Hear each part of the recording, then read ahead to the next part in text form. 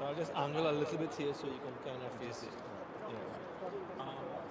My question to you would be, what was the most satisfying thing about the victory? How are you? Good man. Coming for the World Cup?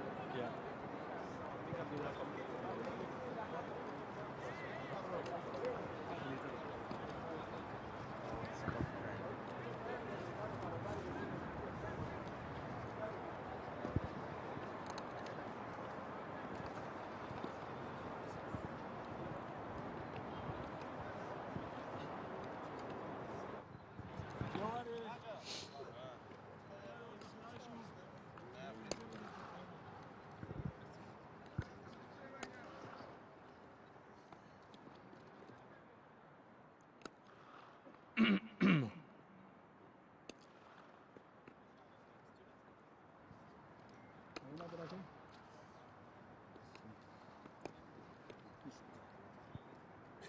Quite cool and windy evening here at the Dubai International Stadium as we get set for match 2 of this 3-match series. The men that matter out here for the all-important coin toss: Rashid Khan, captain of Afghanistan; Brandon King, captain of the West Indies; and Mr. Hamim Talwa, the match referee who would oversee proceedings. Rash has given it a flick. West Indies have won the toss. BK, first of all, what are you going to do first and why? We're going to bowl first. I would still think that the batting conditions are better chasing. Disappointing match a couple nights ago. A lot of it self-inflicted. Series on the line. What's the message to the team, and what must you do well to keep the series alive? Yeah, I mean, we could improve in each area, to be honest. Within, obviously, fielding was a major concern. We dropped 3 catches, so that would be a big thing for us. If we take our chances, we'll have a better chance in the game. And you look at the surface, it's a new one tonight. It looks pretty similar. What would be the game plan then? Yeah, as you said, it does look pretty similar. So we're expecting to play the same. Hopefully, we can apply ourselves better at the start of the game to put ourselves in a better position. Any changes to your playing 11? Yeah, 2 changes. Alec comes in for Django, and Seals is out, and Simmons comes in. Thank you very much. All the very best. Rash having to bat first again, so things in your favor. Would you have done that? Yeah, it is. I think I wanted to bat first as well, put runs on the board, and quite happy with that. But still, the main part is playing your best cricket, and that's something which we look forward to it. Something you mentioned to me a couple of nights ago was that middle order being tested. You lost a couple early wickets, a record partnership. When you reflect on the match overall, what was the most satisfying thing for you? Well, I feel like, you mentioned the partnership between Darvish and Ibrahim was something which gave us the best opportunity to be in the right stage of the game. But I think that's something which we struggle in the past. We need to keep that area improving. Other thing is how we bowled in the power play. I feel like that was something which was very positive, and then kept it till 12th or 13th over. I feel like that was something which was really pleasing to watch. And in terms of your playing 11, any changes? We have one change. Ziaur Rahman Sharifi is out, and Fazal Haq Farooq is in. Thank you very much, and all the best. Thank you. And there you have it, folks. The news from in the middle. The West Indies, they've won the toss this time, and they've decided to bowl first.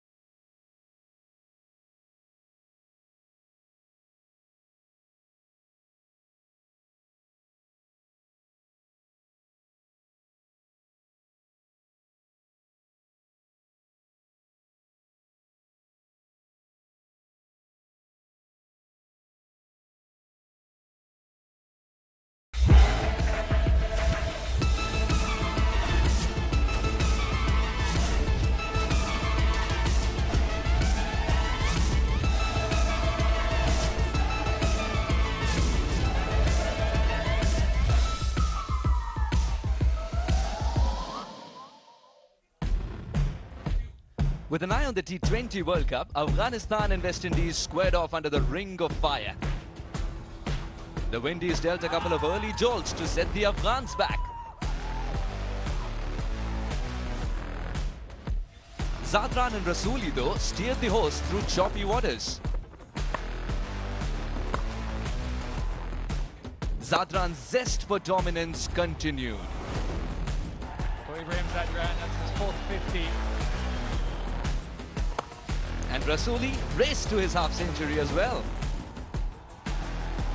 That'll be 50 for Rasuli. The men in maroon were rocked early. Mujib's magic had Captain King checkmated. King done in by a beauty from Mujib. Spin twins Rashid and Noor then wreaked havoc as Afghanistan made a resounding start to the three-match T20I series.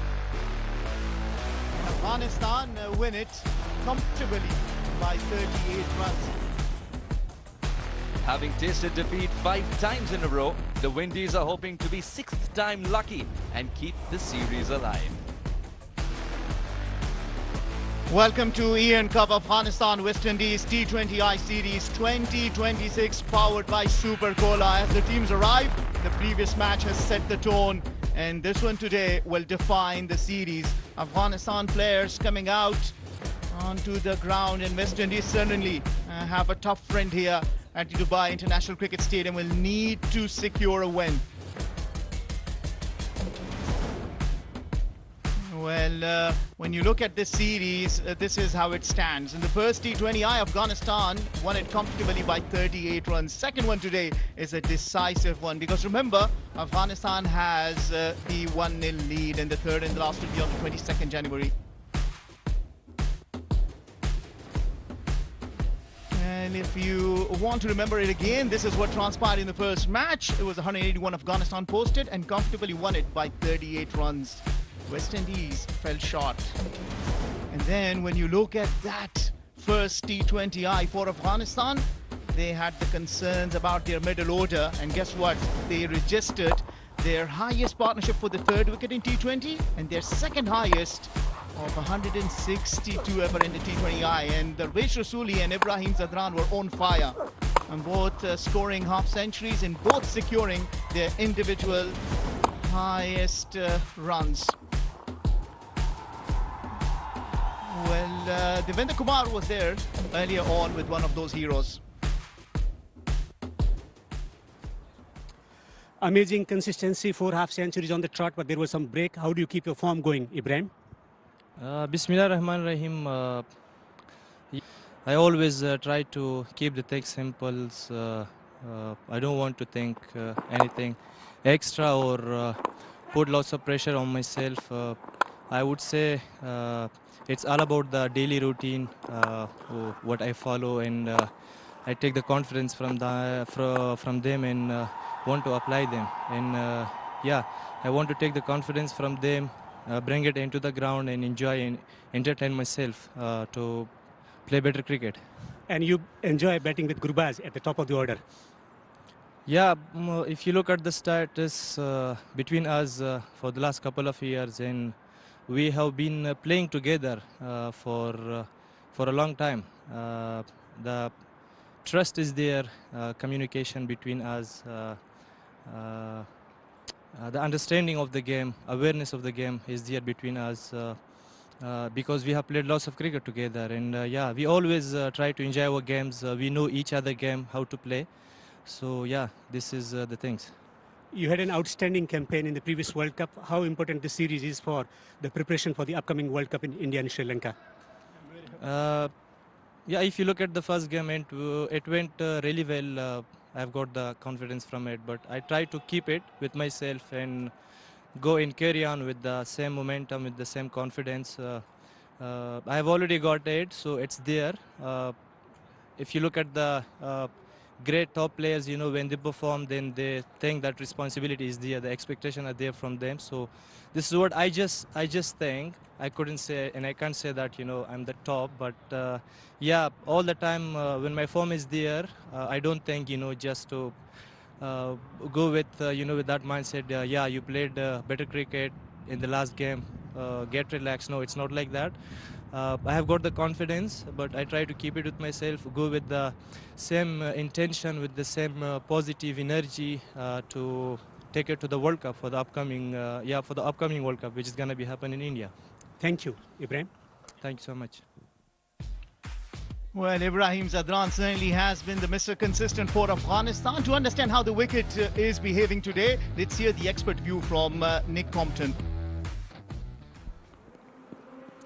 This is match 2 of 3, and with Afghanistan already 1-0 up, this surface carries some weight. Dubai's been busy. Almost 16 matches in a month for the T20I, and if I get down on my knees here, I can really feel the hardness of the surface. The curators have done an outstanding job to prepare such a hard surface. Yes, it will be a little bit abrasive in that second innings. Of course, there's a bit of a chill in the air, which we didn't see the other evening, a little bit of wind, and I expect that if that continues, then we won't see the dew in the evening. Now, in terms of the dimensions, we've got 76 meters to my left and the shorter boundary to the right, just 66. Both teams will really want to exploit that now. Of course, the Afghanistan team got 6 of their 9 wickets with spin. So that's going to be crucial on this wicket. Yes, it's a bit chilly, but both teams have got a lot to play for. Yeah, well, that is how the wicket looks. But when you look at how it has been behaving for the pace versus spin, you see the spinners have been having a good day here. And with 36 wickets to spin versus 31 to the fast bowlers. And earlier on, Samuel Badri was there with the 2 skippers. West Indies won the toss, interestingly decided to field. And to the joy of Afghanistan, allowed them to bat first. And I'm joined here by Samuel Badri. And first, quickly tell you how the Afghanistan side look again with 4 spinners. And one change, that is Ziaur Rahman Sharifi, the fast bowler, allowing Fazalat Farooqi to come into this second match today. I believe that the spin threat can do the job for them. Samuel, tell us about the West Indies side. Welcome to the Combox. Thank you, hello, and welcome to everyone. A couple of changes for the West Indies. Alec Athanase is in, Ramon Simmons is also in. Alec Athanase is slated to open the batting. They're looking for a different combination. Their spinners didn't pick up any wickets in that first game, whilst Afghanistan spinners picked up 6. So a lot to do for this team to keep the series alive. Remember, they're 1-0 down. If they lose tonight, they lose the series. They have not won a match at this venue in 5 previous attempts. So history against them. But tonight is an opportunity for them to set things right and to give us an entertaining final match in, 24 hours time. And you got that right. History says not yet, but hope says soon. And still searching for their first win, but how about these 2 out there? Ibrahim Zadran, Rahmanullah Gurbaz really enjoy batting together and have a very good average of above 50 when they bat together. And the highlight of their batting is not only hitting boundaries, 4s and 6s, but also running between the wicket. Very good as far as strike rotation is concerned. Yeah, Matthew Ford entrusted with the new ball tonight. Jayden Seals, one of the 2 players left out. So we saw Jayden Seals with the new ball 2 nights ago. This time Matthew Ford. Very first delivery of the match. Last time around there was a wicket via the run-out route. So the perfect start then for the West Indies. Can they replicate something like that tonight? And they'll be hoping so. Slip in position, searching for an early one. But you're right, this opening partnership has been phenomenal for Afghanistan. And they'll be hoping that they can continue that fine form.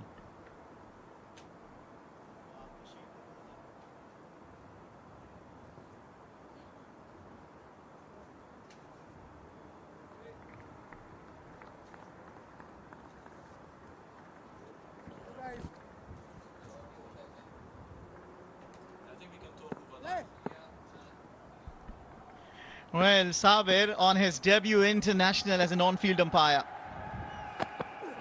from Afghanistan, and straight away on the money, got some movement as well, and that will be interesting. Yeah, one of the things that they were guilty of in that first game was trying to start a little bit too full. We saw some drives then through the offside for 4, so the length is so important. The other thing that they have to consider is the boundary dimensions. One side of the field is significantly bigger than the other, and so a little bit later down through the middle overs and the back end, they'll want to utilize that.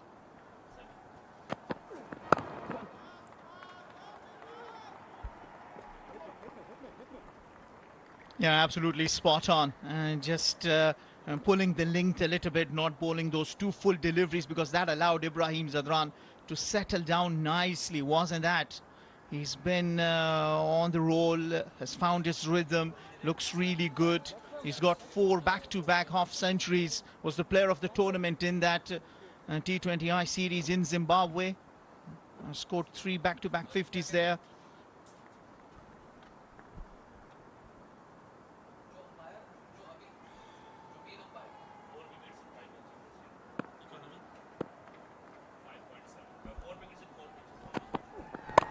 Yeah, once again, bowl it full, and that will run down to the boundary. Just what you were talking about.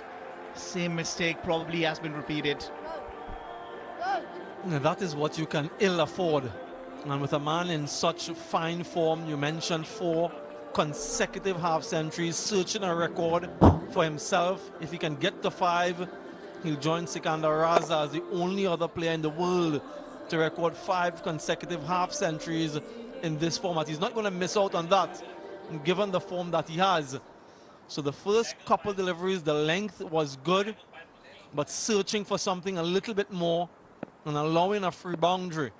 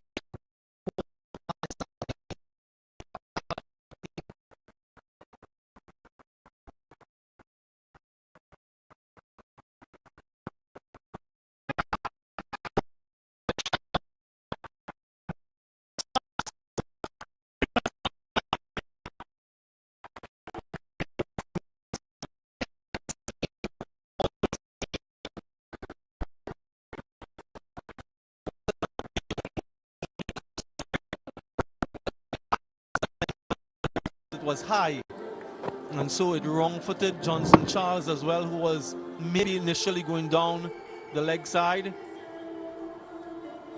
And a fortuitous boundary for Afghanistan, but that is sort of the length that he should be looking for, especially against these 2 who are quite good with those cover drives and straight drives.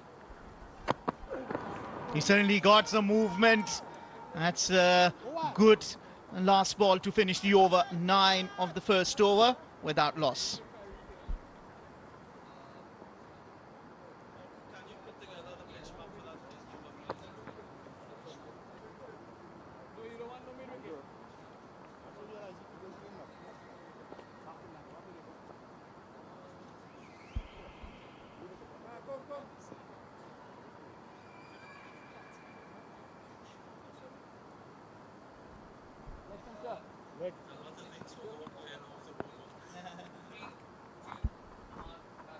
Eventful over, wasn't that? And it was movement, the reason why the skipper decided to bowl first. Believe that the conditions will improve, and you see 2 changes in the West Indies side. Alec Athensay and Raman Simmons making their way into this match. And remember, they are still searching for their very first victory at this venue, Dubai International Cricket Stadium, as we see Shamar Joseph into the attack.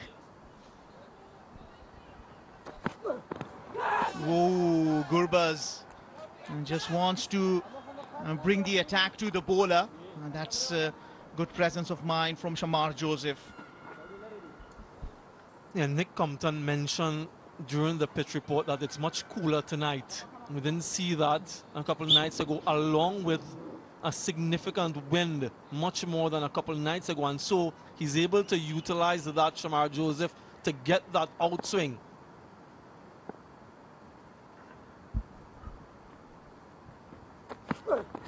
Oh, Rahmanullah Gurbaz plays this in the air and loses his wicket. That's the wicket that they were after, and they get that. Carripier with the catch in the deep, almost perfectly positioned. So give a lot of credit here to Brandon King and to Shamar Joseph to have that fielder there with the outswing. Oftentimes in the power play, that is a sure boundary. Not tonight though.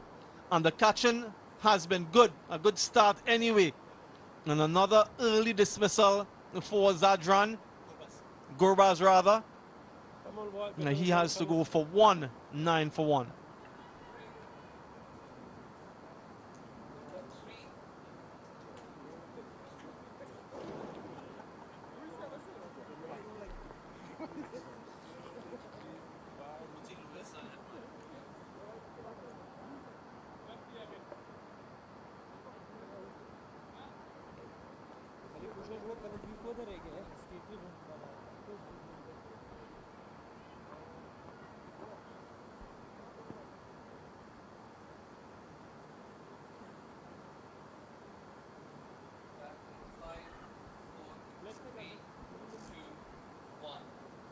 Once again, early breakthrough for West Indies. Well, the plan has worked. You're absolutely spot on the way the fielder was placed. He was bowling the away swingers and got Rahmanullah Gurbaz out, and is the reason why Siddiqullah Atal now out in the middle. He's been looking for runs. He's got 350s to his name. He's a very good player. He hasn't been able to deliver recently. He needs runs straight away. Opens his account with a shot, with a soft push to go off strike. Yeah, there is some swing on offer. This one, some very late movement. The outer portion of the bat needed to hit that in front of the point fielder. And disappointment there for Gurbaz. A lot of excitement for the West Indies, but they'll be cognizant of the fact that they got him early in the first game. But then the recovery, in fact, they got 2 early wickets and there was a wonderful partnership, record partnership. So no relaxing tonight. Oh, that's wayward, but what a work that! And from Johnson Charles behind the stumps, certainly saved 4 extra runs. Brilliant work. These are the times when you see if we are watching a football match or a cricket match, because that was really a goal-saving dive. Yeah, they really need to lift their performance on the field. Full stretch to his left, not an absolute regular wicketkeeper. Given that responsibility, perhaps with one eye on the World Cup as the backup to Shea Hope. Yeah, well, this will be wide again, but when you talk to the skipper, Brendan King, he said that one of the areas of concern from the previous match was fielding. And we already have seen in the last 2 overs, a good catch at the deep point was taken. And then this save from Johnson Charles. Darvesh Rasuli got his highest individual score. Just filling that middle order for Afghanistan is very crucial for the Afghanistan side going into the World Cup. Well, barring those 2 wayward deliveries, he's been bowling really well, Shamar Joseph. Yes, a fresh surface today doesn't look dissimilar from the one a couple of nights ago. A fresh tinge of green grass, a little bit of bare patches here and there, but it does look quite firm. It does look like a good enough pitch if you can apply yourselves out in the middle. We spoke of what that average directed from Gudakesh Moti again, but not much excitement on the field, which is a short-tail sign that they aren't too interested in the run out.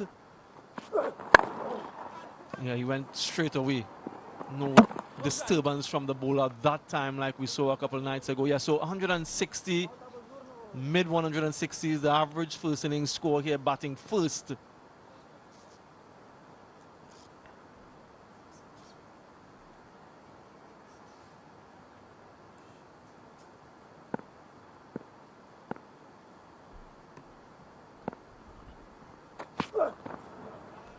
That's a good over. Only 4 runs coming off it. And the wicket of Rahmanullah Gurbaz after 2. It's 13 for 1.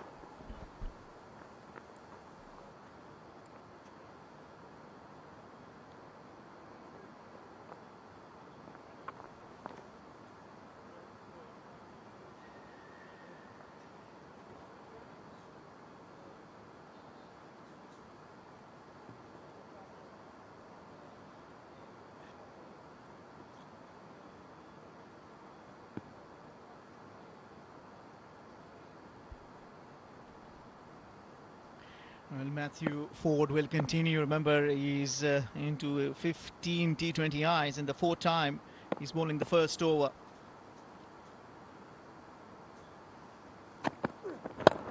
It's aerial. Oh, did he shell it? Did he drop it? We were talking about how good their fielding has been in the last 2 overs. And Evan Lewis, have you given life to Ibrahim Zadran?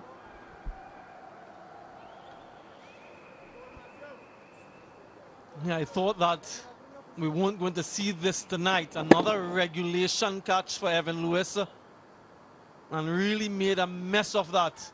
Matthew Ford was already starting his celebrations. History repeating itself. There was 2 sounds. I guess that's the reason why they won't look very interested in asking for the LBW appeal. I tell you what, the previous over LBW for me looked a little close, probably thinking that the impact might have been outside the off stump. You said it was rather hitting him a little higher. But then let's have a look at this. It's just been so good in the last 2 overs, and then a regulation catch been dropped.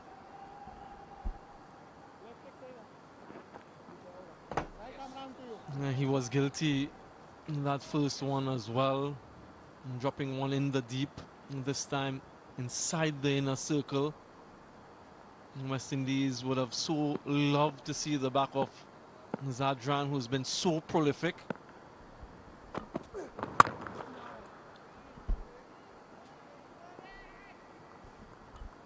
Yeah, I mean, we talked about how good their fielding has been in the last 2 overs, and maybe we just jinxed it, because remember, it is Ibrahim Zadran who's been consistently performing for Afghanistan. I believe he lost the ball under the lights. He was indicating that maybe the light just is the reason why he lost it, and Ibrahim Zadran just practicing the shot that maybe I shouldn't have played a cross bat shot.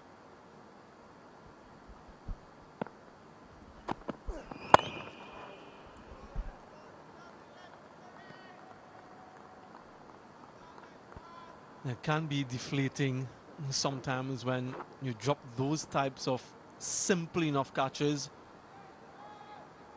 But you got to put Shimron Hetmyer. So they really need to lift themselves in the field. You don't want those self-inflicted blows. Yeah, you called it so right. Self-inflicting blows, and you have no one else to blame it for. Remember, in the last match too, they dropped Ibrahim on 68 and 71, and then that last over and couple of sixes took the game away from West Indies. Is the reason why they posted 181. And look at that. Lost his balance just a little bit. It's such a game of small margins, a little bit of imbalance. The next thing, you lose it. Yeah, not so satisfied with his effort, of course.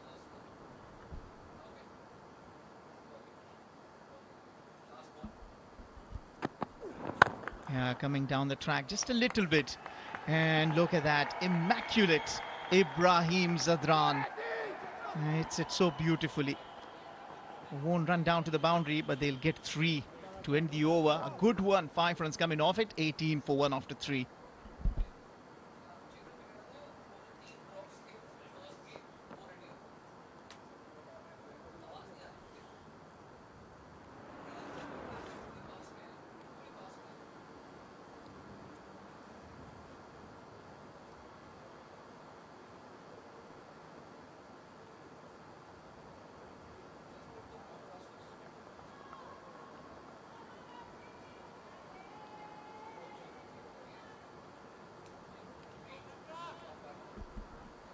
Yeah, well, you look at Afghanistan, how they have been playing in the last few matches. Ibrahim Zadran just pulls back in the last minute. That is not something you like as a fast bowler, to be asked to be pulled back of your bowling, but probably something with the side screen. Just completing my point, Afghanistan in the last few matches, if you see, have put themselves certain runs that they need to get inside the first 6 overs. Probably 50, around 50 is what they're looking at. And since they've been able to do it, they are able to post competitive totals. This time around in 3 overs, 18 runs. So will you see something extraordinary from Ibrahim or Siddiqullah Atal to get to those 50 runs? This is aerial, but this is safe. Ibrahim Zadran, ice cold, absolutely outstanding. First boundary in 16 balls in the power play. Again, the balance when he plays the stroke, not trying to hit this ball too square. Just a flick of the wrist really to get the elevation and also to get the distance and direction. So really good batting from him. We've spoken about how prolific he's been.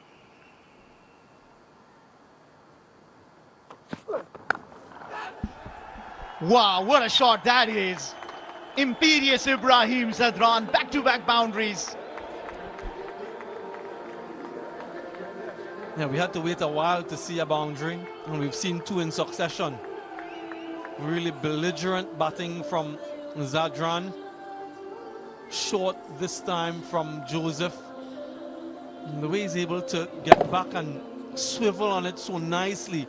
So he's showing his capabilities down the ground. He's also showing it square off the wicket. Really good batting here.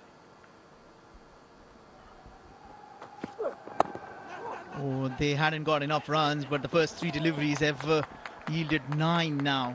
Just trying to get to those runs. 50-ish in the first 6 overs is probably what they are eyeing, and they know their role.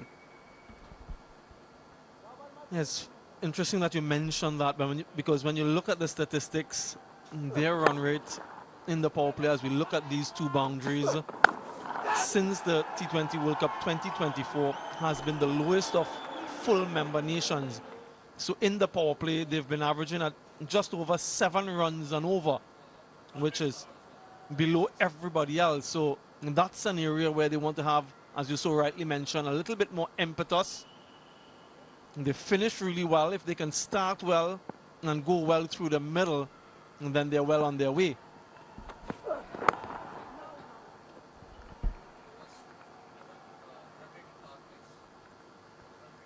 Yeah, just a confirmation of Afghanistan being slow starters, comparatively speaking. Anyway, yeah, they're right at the bottom there with 7.1 to England. At the top, 10.56. West Indies mid-table, just a shade under 8. So if they can get that up to closer to 8 in the power play, whilst also maintaining wickets, this team will be so strong. Yeah, well, that's the idea. You know where the problem is, you diagnose it. They want the quick run. And they get it, because the throw was much wayward from the stumps. And that's the importance of quick fielding and accurate throws. It's interesting when you look at that. Another aspect of their game that has been so impressive, Afghanistan, you look at the number of dot deliveries and the way they've converted 1s into 2s. Just 34 dot deliveries in game 1. As compared to the West Indies, who had 60 dot deliveries. That's half the overs that were unused, unscored off.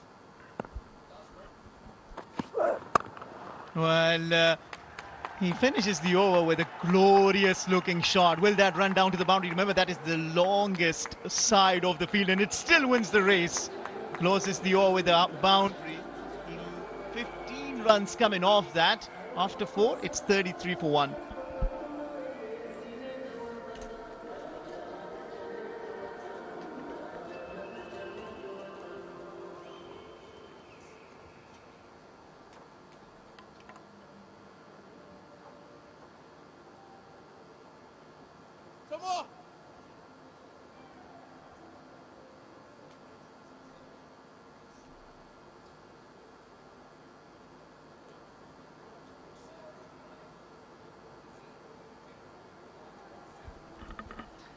Ian Cup Afghanistan versus West Indies T20I Series 2026, powered by Super Cola.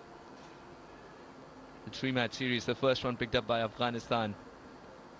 You can enjoy the TPD 360 production from Afghanistan Cricket Board in so many parts of the world. Rode the bounce beautifully.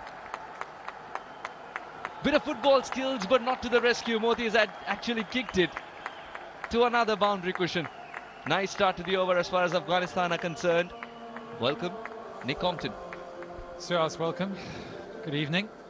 It's a bit chilly out there, that's for sure, but Ibrahim continues on his merry way, doesn't he? Just has a way of keeping that bat through the ball for such a long time, doesn't he? Very rarely see him playing across the line. Power that he hits through the offside and down the ground is a real mark of his batsmanship. Time and again, Ibrahim shows you why you shouldn't drop catches of him.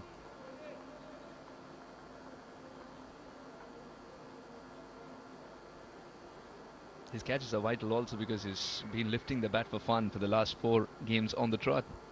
A milestone called a half century.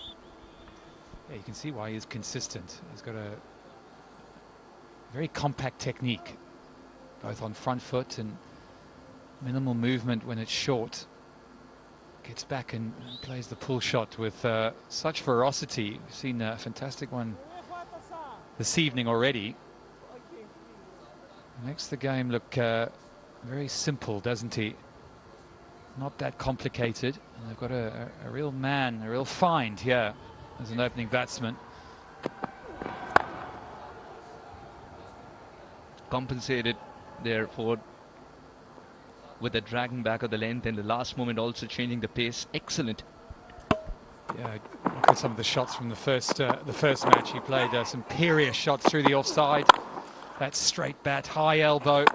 Yeah, very little through the leg side. Doesn't play across it, does he? Aims straight. That was a real feature of his innings. And then once he got himself in, the flare came out. Well done. Charles doing the right thing there, providing support for Ford's mistake. Reducing this one to a quiddity. It's quite incredible, 4 50s in a row. That's some record in this form. A bit of movement there from Johnson. Charles doing some good work.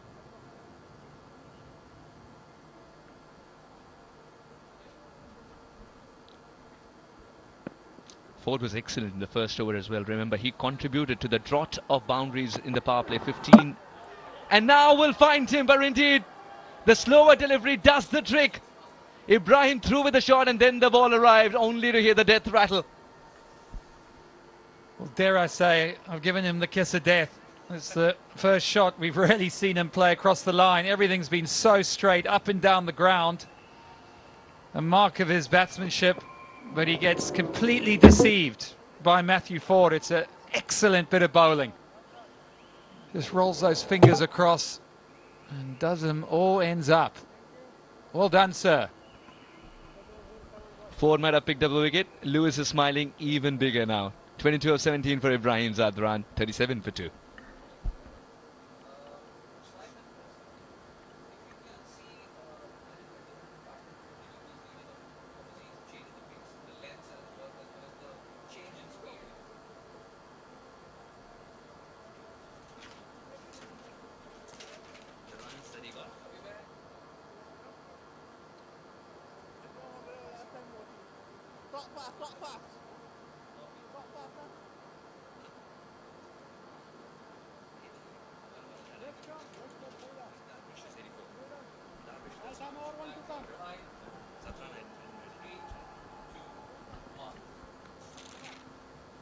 .37 for 2.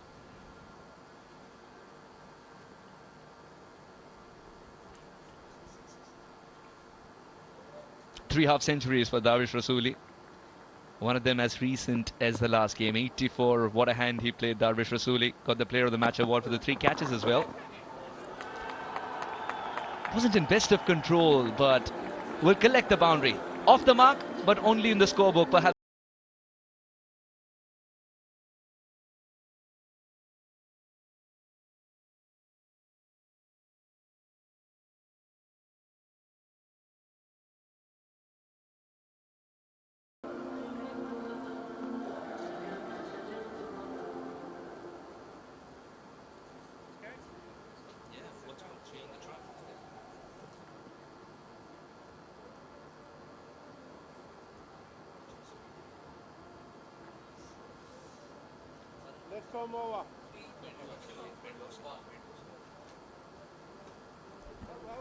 Ibrahim Zadran, 22 of 17 after losing Gurbaz early once again. Sadiqullah Atal and Darvish Rasooli must steady the ship here. The final over of the power play coming up.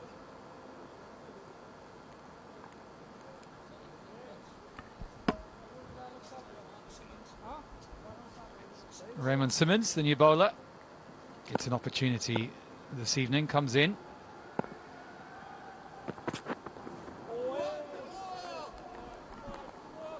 Finding great rhythm right away. Simmons for the first time in this part of the world. This was a look at the wicket again, that change-up. Just a little bit off that wicket, wasn't there? Yeah, it was very deceptive. Kept the same arm speed and just rolled the fingers round, and yeah, I'd be very happy with that. Well, Matthew Ford and his team. Zadran's good run comes to an end.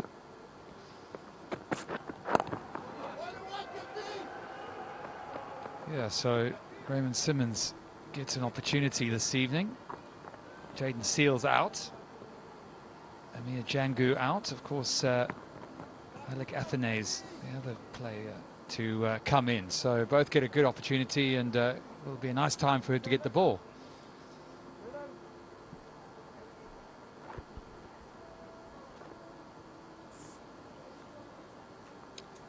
The Barbadian loves to bowl to the right-handers from over the wicket.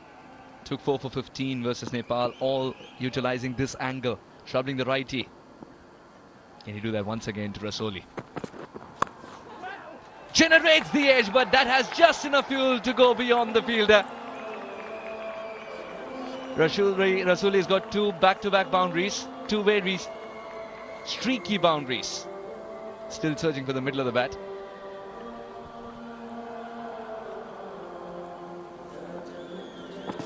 Well, he was offered a little bit of width, and it was inviting, was it? Rasooli fell for it. He's been in fantastic form. Anything outside that eye line is going to result in that kitchen sink, you feel. Yeah, he gets a bit lucky, but he's a man in form. This time in better control. Rasooli is speaking only one language today. Yeah, another invitation. This one much better control to bring up the 50. He doesn't waste any time, does he? Again, there was width on offer, and it struck that middle of Rasooli's big bat. Goes in front of square. It's that short boundary, only 66 meters. So Simmons might want to tidy his lineup here, you would think. Try and come a little bit straighter. That's classy. Will kiss the carpet of grass all throughout. Simmons under pressure. Rasooli gets going. Well, the best of the lot. 4 balls, 4 boundaries. Moment, you'd have a feeling that Simmons is going to need to speak to his captain, talk about his lines. Suhas, you think he'd come a little bit straighter. The big boundaries out to the leg side. And we've talked about that in terms of the dimensions. He has a knack of getting batters, right-handers bowled by bowling in a place which is troublesome for them. And no room offered. Not for the best part of the bat. Simmons goes for runs in the first one. 54 for 2 after 6.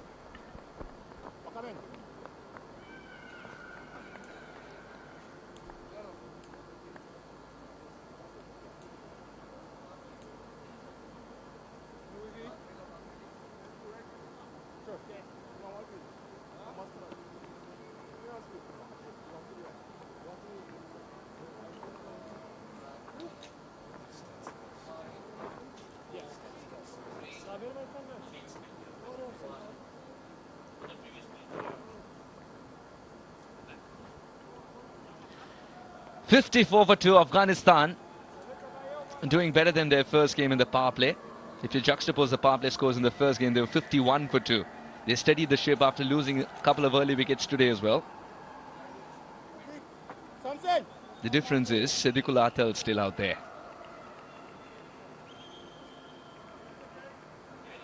Gary Peer, 10 wickets in 15 games. The captain decides it's time for spin immediately as the power play restrictions are lifted. Very different template to Afghanistan. Yeah, very different indeed. And it's this period coming out of the power play that Afghanistan have found themselves wanting a little bit in previous series.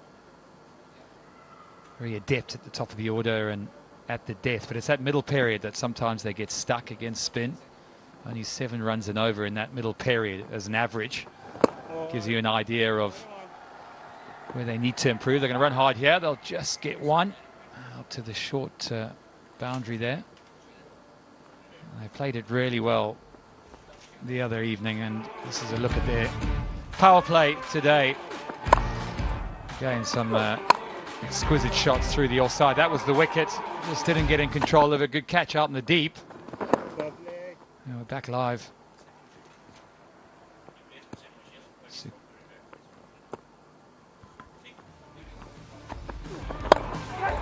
Again, this was an awful drop catch from Evan Lewis, which allowed Zadran a bit of a start. And he played some nice shots again with that straight bat, and then he was undone by an absolute peach from Matthew Ford.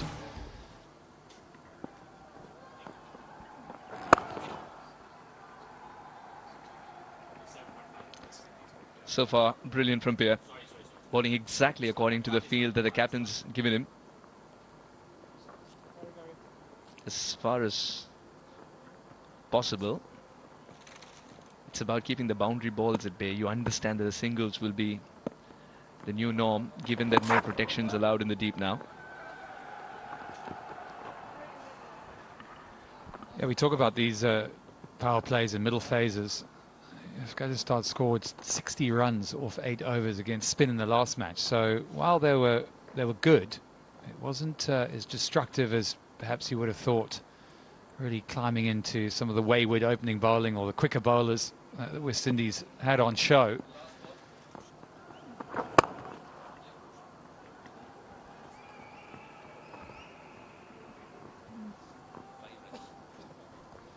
It's the end of the 7th. 6 from it, 60 for 2.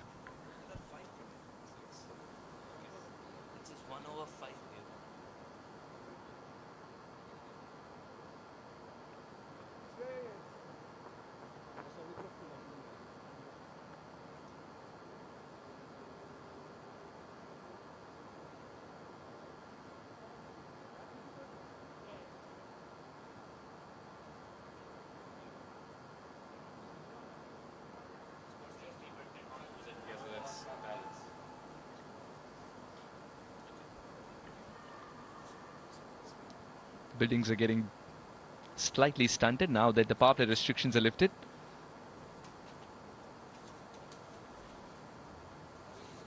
Well bowled by Peer the previous over. Simmons continues. Can he find a breakthrough here? He's enticing the batter to drive. The second run only after a stutter, but makes it Rasuli.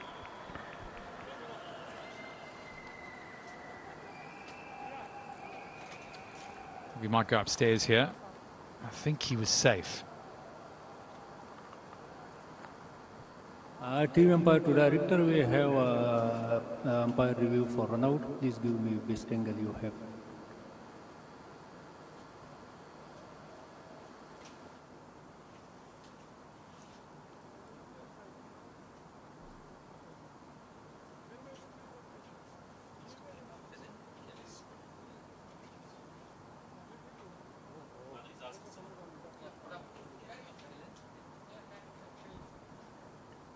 Go forward, slow down, go forward, go forward. Thank you, satisfied. Good ground. Almost made it past the keeper there. No problemo for Darvish Rasuli. This wasn't his most fluent run though. He's made it though much to the sigh of relief. Not for this man on the screen.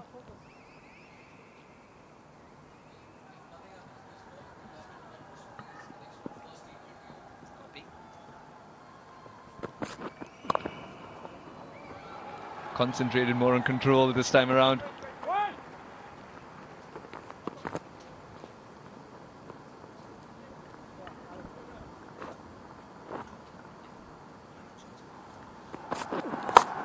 This was the previous delivery, this run-out chance 2 balls ago.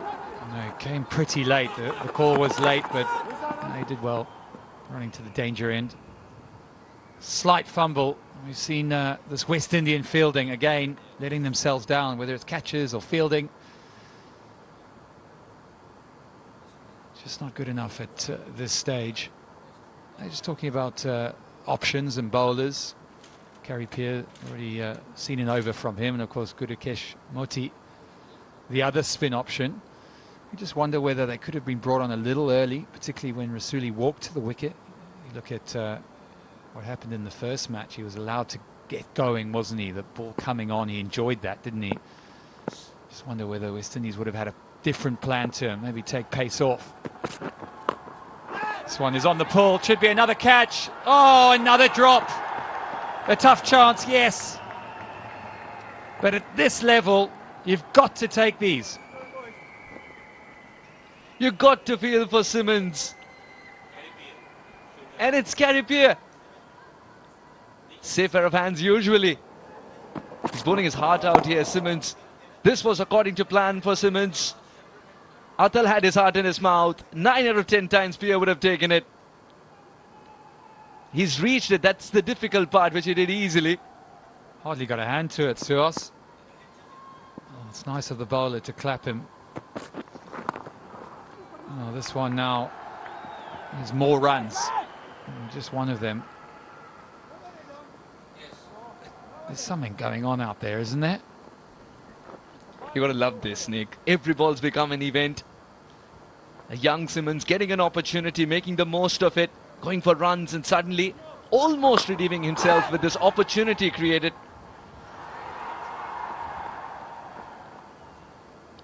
And that's how sportive he is as well, the Barbadian. Immediately acknowledging the effort. When you're fielding, you look at the fielders out there, they don't look hungry for the ball. We've all been out there when perhaps your confidence is a bit low, maybe you haven't fielded for a while in terms of an international match, etc., and you start to sort of try and hide in the field. And unfortunately, this game has a funny way of finding you. Certainly finding the fielders out there who they look late to react, late to improvise.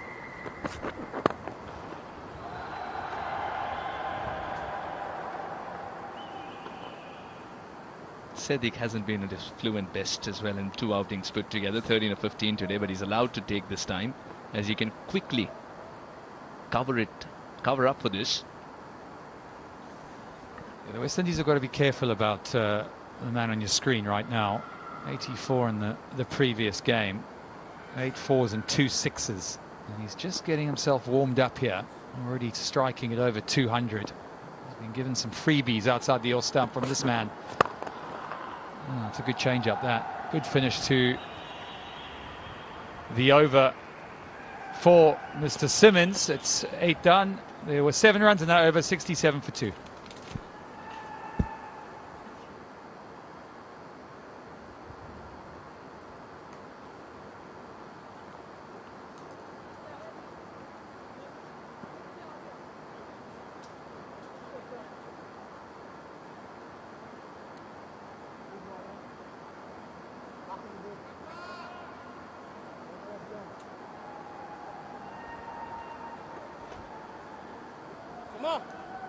Come on.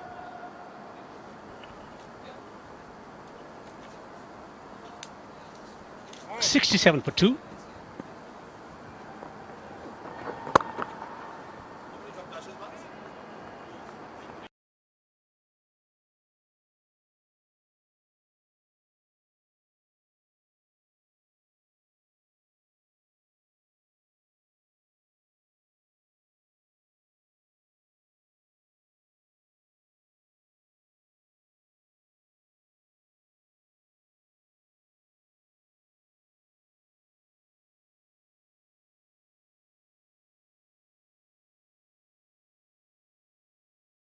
altogether for Afghanistan, losing their openers early.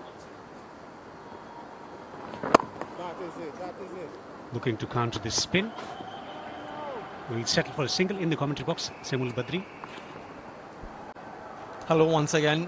Yeah, in a sense, this is what Afghanistan might have wanted, where their middle order would be tested. It was tested in game 1. Rasuli was brilliant, highest individual score. And now these two, if they can do what they did last game consistently, if they can build from losing early wickets,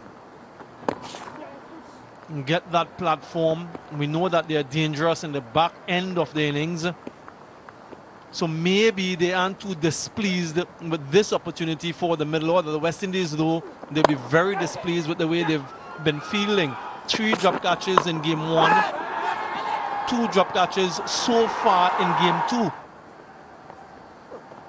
2. You cannot afford in any format of the game to give batters multiple opportunities. And they paid a heavy price in game 1. How costly will it be tonight? Over the years, Afghanistan, they've been guilty of not quite scoring well in the middle stage of the innings, and the performance of the middle order. That's the issue they want to address before the World Cup. Gets the top edge, bit of extra bounce, fielder coming in from the boundary. Will not reach there.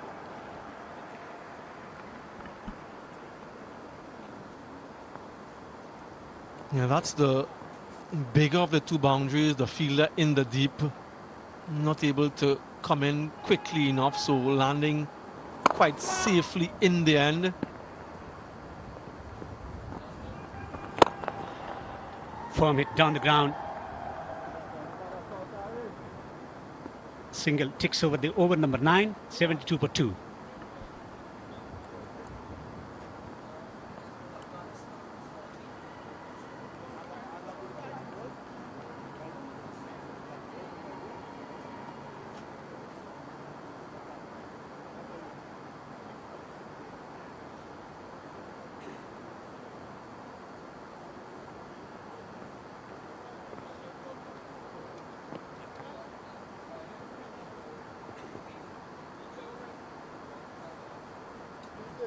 Afghanistan going to T20 World Cup. It's a large squad.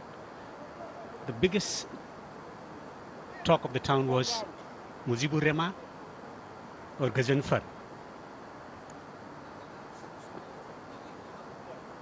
Also Naveen Ulaq was picked initially. Still not recuperating, getting injured again. Moti introduced. Nicely turned away on the onside. There, that will be the hallmark. Running between the wicket in the middle overs.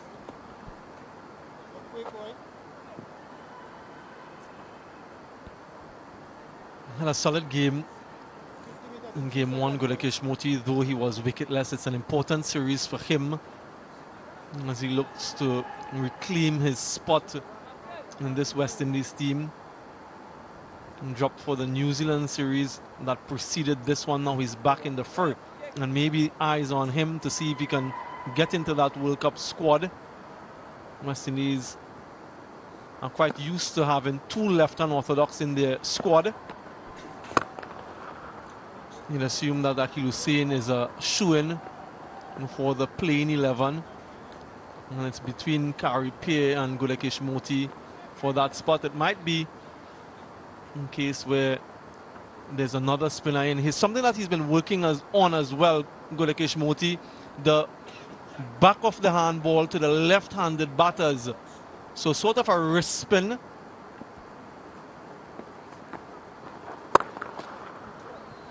Turn, but brilliant effort. Yeah, in an attempt to get a little bit more variety against the left-handed batters, and I've seen him working on the nets, in the nets rather, and prior to the start of the game, those wrist spin, trying to get the ball to turn away from the left-handers. There he goes again, but this time it's met with the middle of the bat and goes away for a maximum. So that's really belligerent batting from Sadiq. First boundary in 23 balls. That's a thunderous stroke. The first 6 of the innings. Full and smacked over mid-wicket. Short boundaries on the onside. String on the leg stump. More runs for Afghanistan.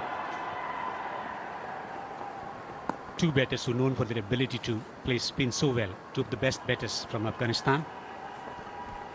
And that will be an important factor in the World Cup in subcontinent conditions, because you're going to be fed a heavy diet of spin through the middle overs. So if you have players who are skillful enough to maneuver that, that will be crucial. Knocking it through the offside. A bit lazy, the fielder coming in from the boundary. 2 runs taken. So the drinks will be taken here at Dubai International Cricket Stadium. Afghanistan progressing well. They are flourishing at the moment, 85 for 2.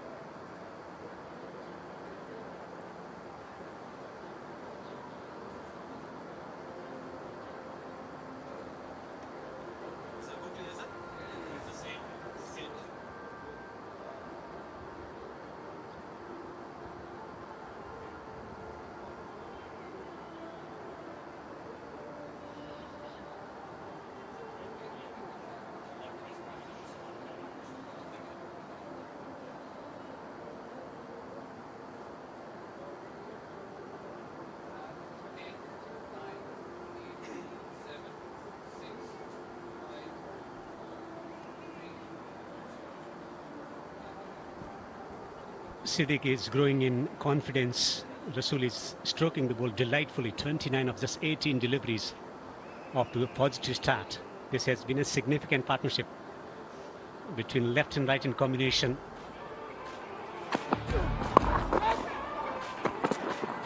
Again, the loss of a couple early wickets, bringing the middle order into play, but they've maneuvered the back end of the power play well. And then the start of this middle phase, it's nice that they have a right-left combination to counter the 2 left and orthodox of the West Indies. And there's a little bit of messaging from the captain to Gudakesh Moti. He needs a wicket, Brandon King and the West Indies. Rasuli has shown what he can do with his career best a couple nights ago. West Indies spinners, they've been out-bowled by Afghanistan. 6 wickets to the Afghanistan spinners, none for the West Indies. Can they change the things around? Those are the 5 bowlers used so far, appear to continue.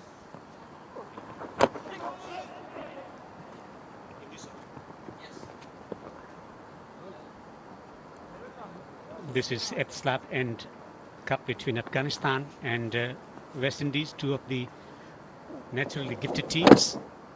This is not quite bouncing to the expectation of the batter.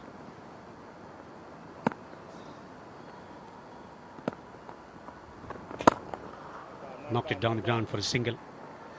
At slap, Afghanistan will be rebranded soon, with E-End as its mother company in UAE. E-End is beyond the telecommunication world, providing more and more digital services with changing times. Knocked it down the ground. A firm strike. Should be back for 2. That's good. That's brilliant from Afghanistan.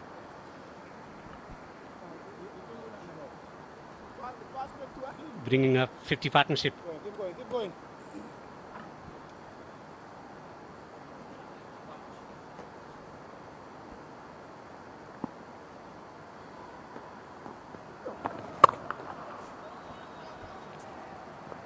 Just a single.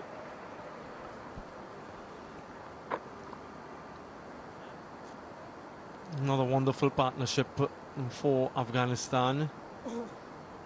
Just the 35 deliveries, that 53 coming, so at good pace through the middle. Can the West Indies utilize the dimensions, though? I mentioned that one half of the field is significantly bigger than the other. Left-hander hit. So ideally you want to keep the ball wicket to wicket in the stumps. Don't allow him to go over extra cover.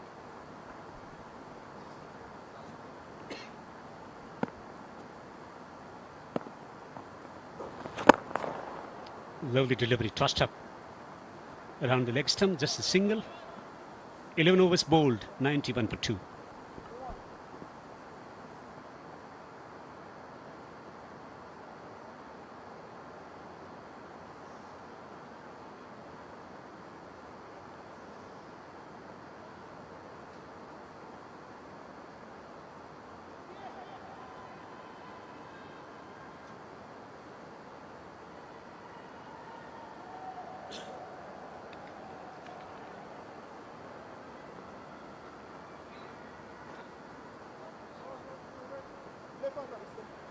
Afghanistan very impressive despite losing 2 wickets, 91 for 2. Selecting few overs and capitalizing it quite well.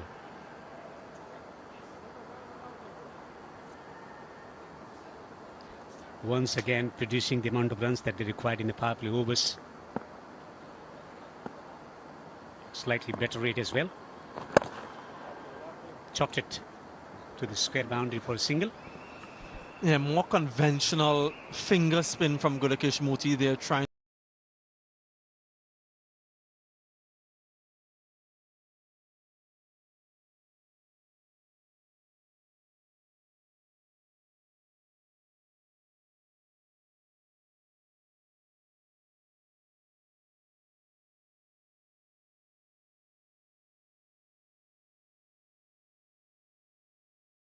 to do is to try to get the ball to turn away from the batter, whether it is the right hander or the left hander. However, the back of the arm delivery seems to still be a googly. Great shot. Over long on for 6. That is a magnificent strike. This guy is very impressive. He really is, Rasuli. Hitting against the perceived turn. Yes, it was full, but a wonderful strike. Keeping his head down high on the ball. And then some sensible batting to follow, making sure that there is strike rotation if there is a good enough delivery. And just to finish that point on Moti, that wrist spin delivery, which he's hoping that can spin away from the left-hander. In fact, it turns into him.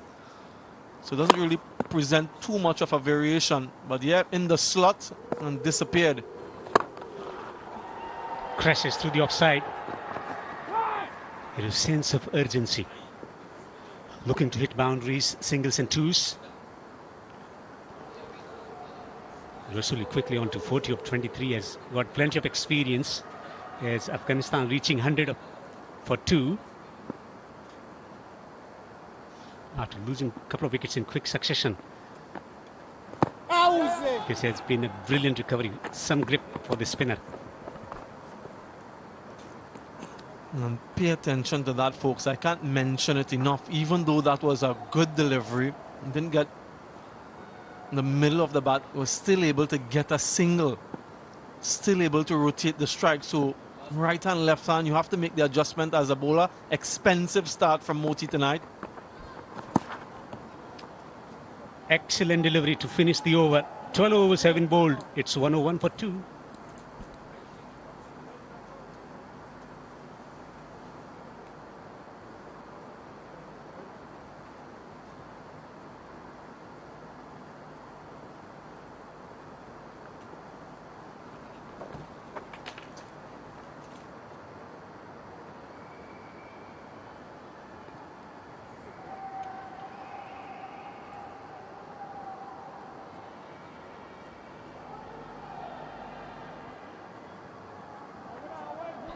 And once again, another strong partnership from Afghanistan, provide Afghanistan the cushion, where from at the current run rate they can go at 168 at 10 runs per over.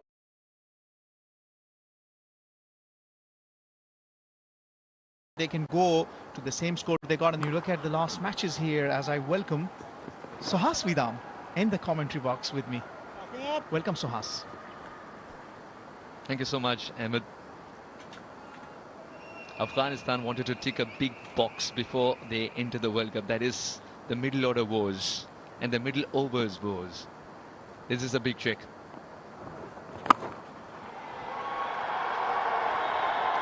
Destructive Darvesh Rasuli. You can't keep him out of action. And you talk about the middle order. Seems like Afghanistan have got their answer.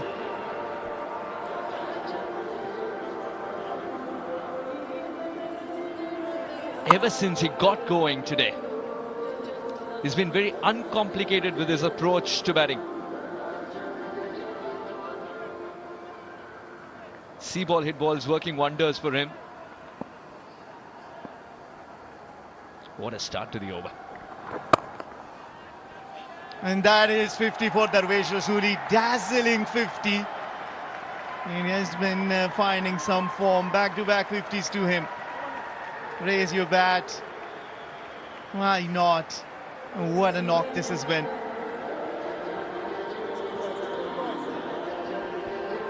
It's been an incredible knock from Darvesh Rasuli. He hasn't slowed down one bit. 50 of 27.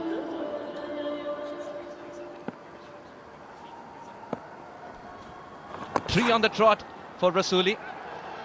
Well done. He's also setting an example. This is the level of fielding that I need when I have the ball in hand as well. Yeah, absolutely. But well, spare a thought for Darvesh Rasuli. And you will have some fond memories because Afghanistan won the Emerging Cup in 2024 in Oman, and he was the captain. And as we talk about his game, he falls just one bounce short of the fielder down close to the ropes. But in the emerging teams Asia Cup that you're talking about, the man on strike right now, Sadiqullah Atal, was the one making a great habit of lifting the bat for a 50 every time he stepped out of bat. Yeah, in the last Rising Star, they were both the captain and the vice captain of the Rising Star team of Afghanistan. Out in the middle, trying to do the job. And God, they have been doing a good job out in the middle. This has been an expensive over. 13 runs coming off it. After 13, it's 114 for 2.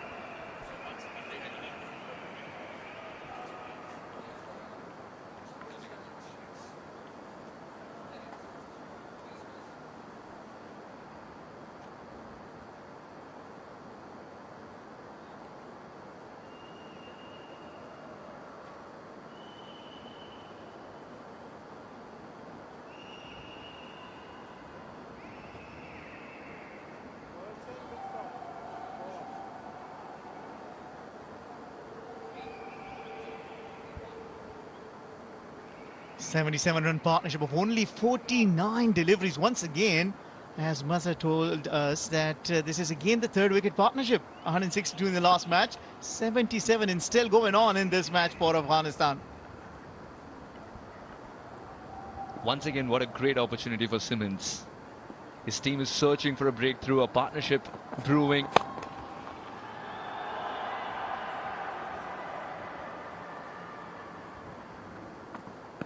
Sadiqullah Atal, the way he's batted around Rasuli, allowing him to play his natural game as well. The clarity with which they've approached batting in different phases of the game. Now the middle phase has been excellent. And talking about clarity, this is the way he started.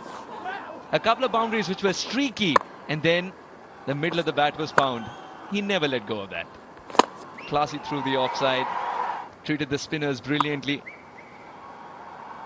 Free swing of the bat, got him closer to. Yeah, well, these two, Darvesh Rasuli and Sadiqullah Atal, are good buddies. And they certainly are enjoying their time out in the middle. As I earlier indicated about the Rising Star emerging team, in the last one, the captain and the vice captain on the side didn't have a very good one. We talked about the performance that Darvesh Rasuli has put. Sadiqullah Atal, his partner. You talked about 20. 24, why Afghanistan became the champion was on the back of his performance. Look at his scoring has been phenomenal. Only 2 dots in it.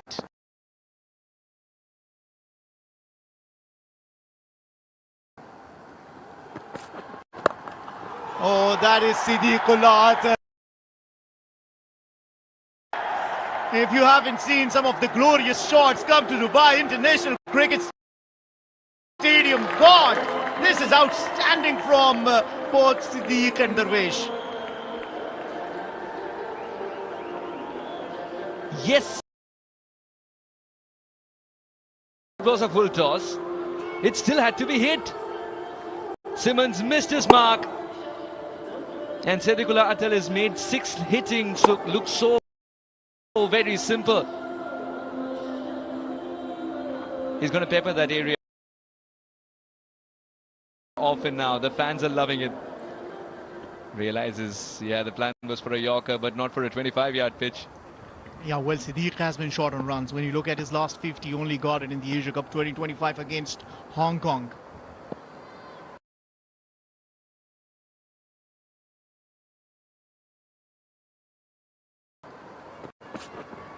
So going into the World Cup, you want the striking off the bat of Siddiq.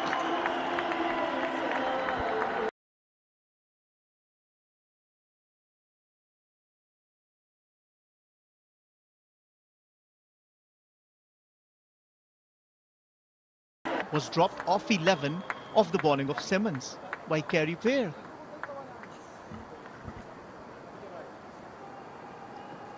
Simmons is the one paying for it. He desperately needs that wicket. I thought the bit of luck that he needed has come by in this ball, especially. Yeah, 2 back-to-back biggies. One using the pace of Simmons. One read the lack of pace and posted it for 6.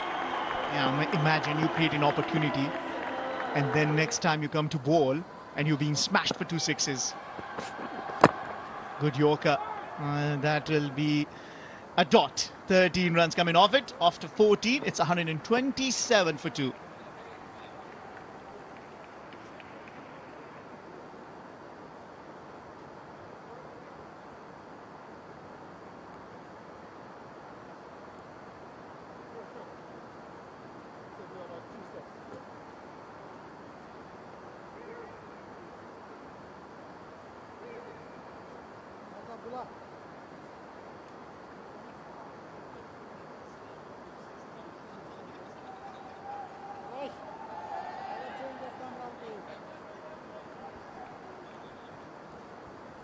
Yeah, you see those skyscrapers, and it is because the Afghanistan batters have found their rhythm.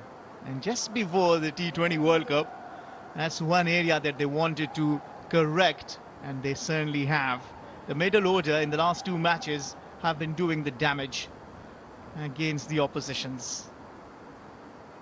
Previous one, 162 for the 3rd wicket. This time around, it is 90 and still counting, because Darwish Rasuli has just got into a destructive mode.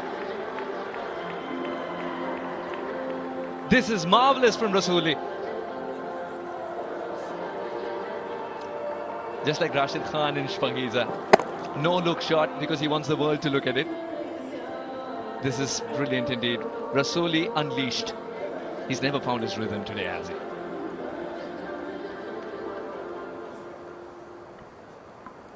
Good Akesh Moti needs something to go his way. He hasn't found his rhythm yet.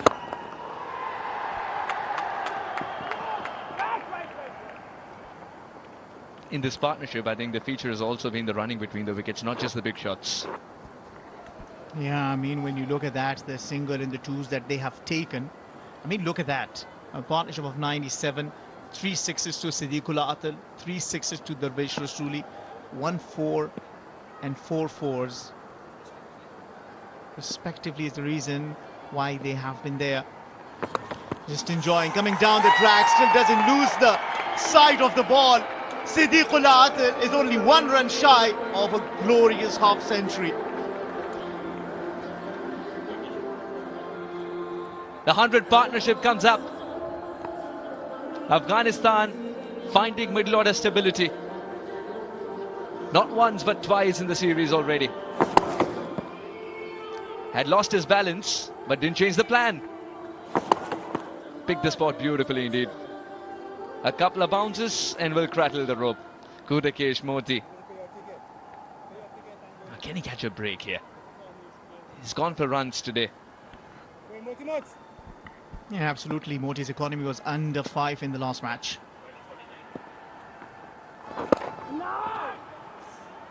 And in this match, look at his economy. It's 13, under 13 with the last dot.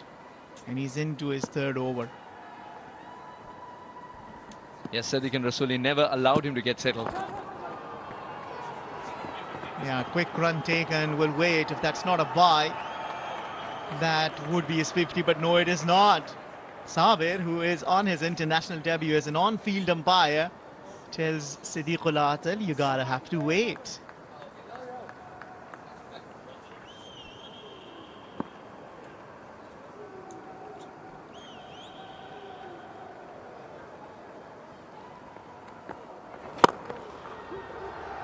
He's pushing for 2. And Siddiqullah responds in the best possible manner. 2 completed quite easily. 15 gone. 1 for 1 for 2 Afghanistan.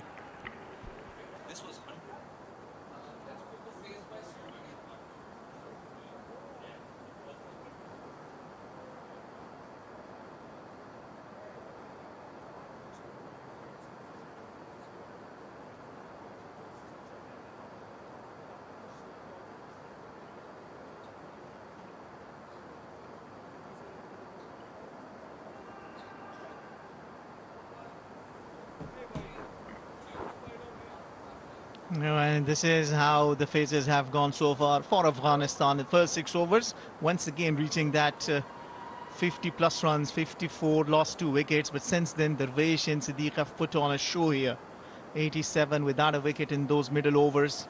And the partnership is 104 of only 61 deliveries.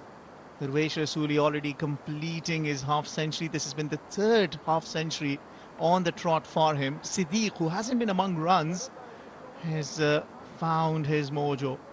He's on 49, only 1 run shy of his 50. This will be his 4th if he gets to. He's on strike.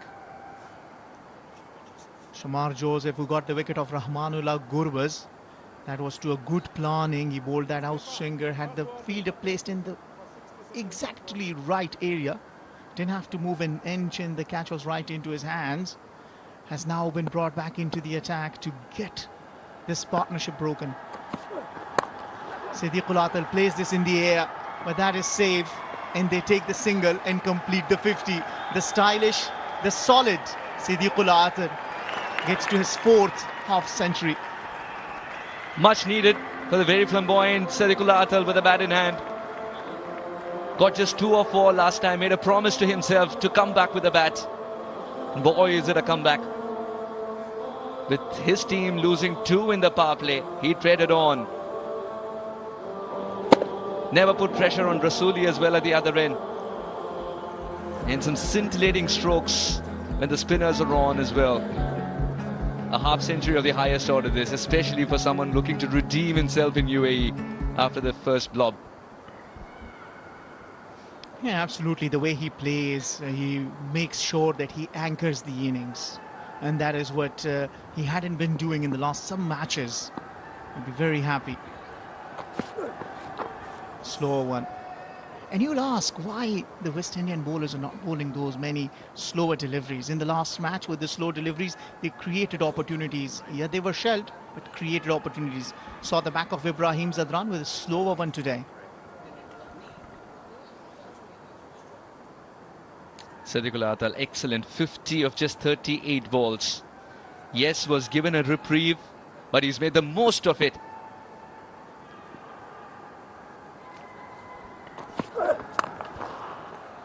And just keeps it to the ground, not interested in the aerial shot. Darvesh Rasuli, and he's doing the right thing, because if he gets in his slot, he sends it way far and away for the maximums. Yes, there was the outside edge. Charles not able to pouch it.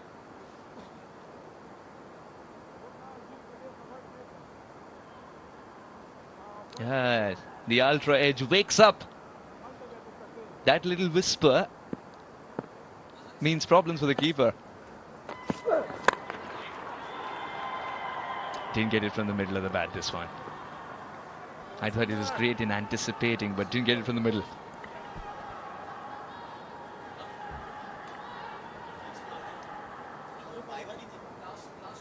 Afghanistan finding the drive, creating the launch pad for the end overs here. 44 runs in 24 balls.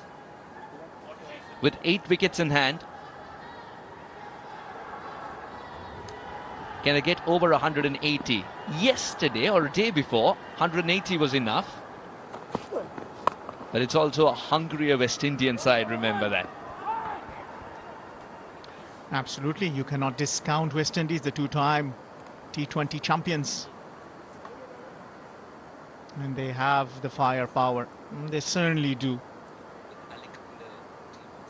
They have brought a change in the side. Simmons and Alec with the batting responsibility, because Jongo could only score 3 of 9. They will want to improve that. Well, the fans will certainly be enjoying it. Siddiqullah shuffles across, plays it area, 1 bounce shot. It's a good over from West Indies' point of view. 5 runs coming off it. After 16, it's 146 for 2.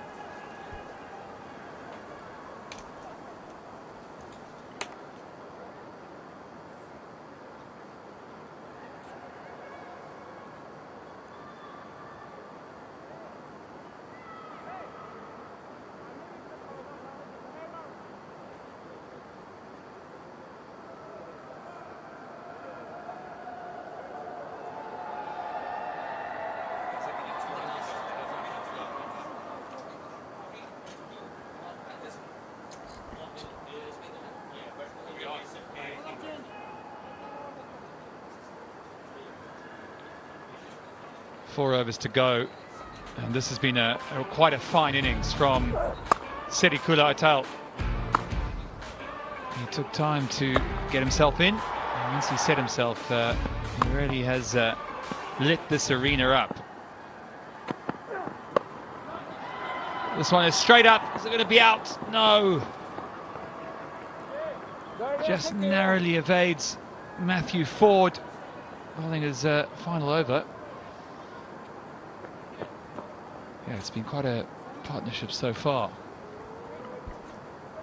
The bowling coach will be more than happy the way batters are thriving at the moment.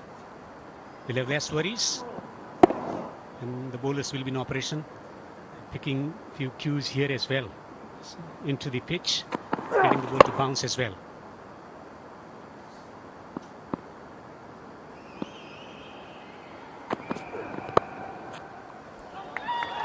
Nicely played. Lovely little deft touch. Mixed in with the power and the might of Rasuli. Just showing another side to him. 150 up. Just allowing the ball to glide up the face of the bat. Exploring different regions in the field. Great joy watching Dervish Rasuli at his vintage best. This is quickest 50 of just 28 deliveries. Accelerating well, Afghanistan. Well, the West Indies winning the toss and electing to bowl. Will probably be thinking at this stage, oh dear, here we go again. 181 scored in the previous match. And they look pretty set to do something quite similar. 53 in the last 5 overs. Is what Afghanistan scored, and they could do that because they built that quite brilliant partnership. 162 it was, 3rd wicket partnership. Again, they're excelling in this area. Another 100 partnership. There's Siddiqullah Tool's wagon wheel. Have a look at 3 of those big ones on the leg side. West Indian bowlers are guilty of bowling too many deliveries on the leg stump, on the short side, on the onside. That's where he capitalized beautifully. It's a great sign for Afghanistan heading into the upcoming T20 World Cup. Watching runs from the blade of Darvish Rasuli and Siddiq Atal.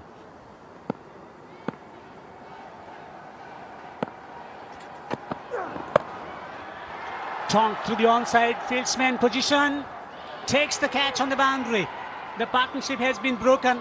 4 strikes. Well, we have to say it's a pretty rare sight. The fielding and the drop catches, but doesn't make any mistake. Samson takes a pretty easy catch out in the middle, right out in the deep there. He had time to settle himself. He was dropped on 11 and 49, and well, this time they make no mistake. It's a quite brilliant innings. 53 from 42, 2 fours, 3 sixes. It's 152 for 3.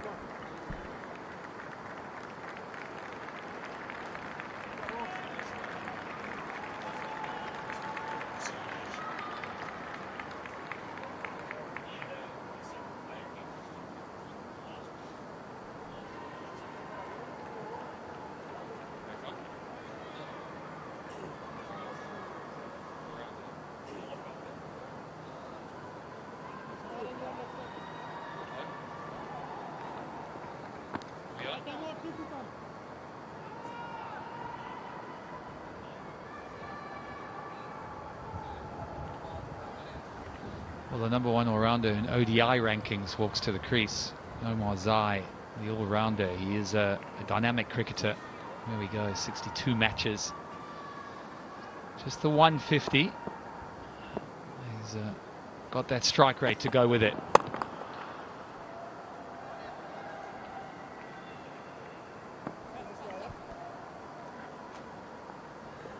They needed some variation to find a wicket.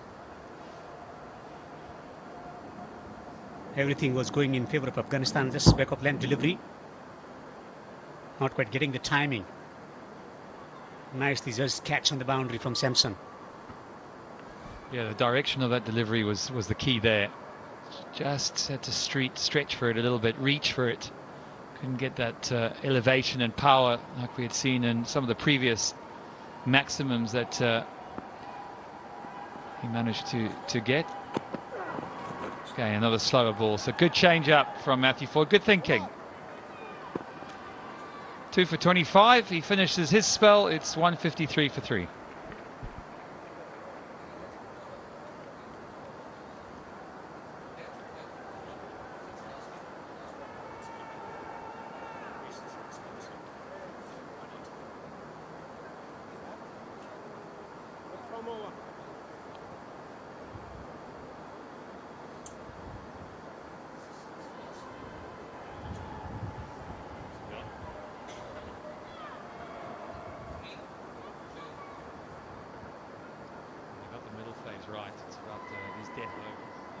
Showing their ability right up there, third in the world since the previous World Cup.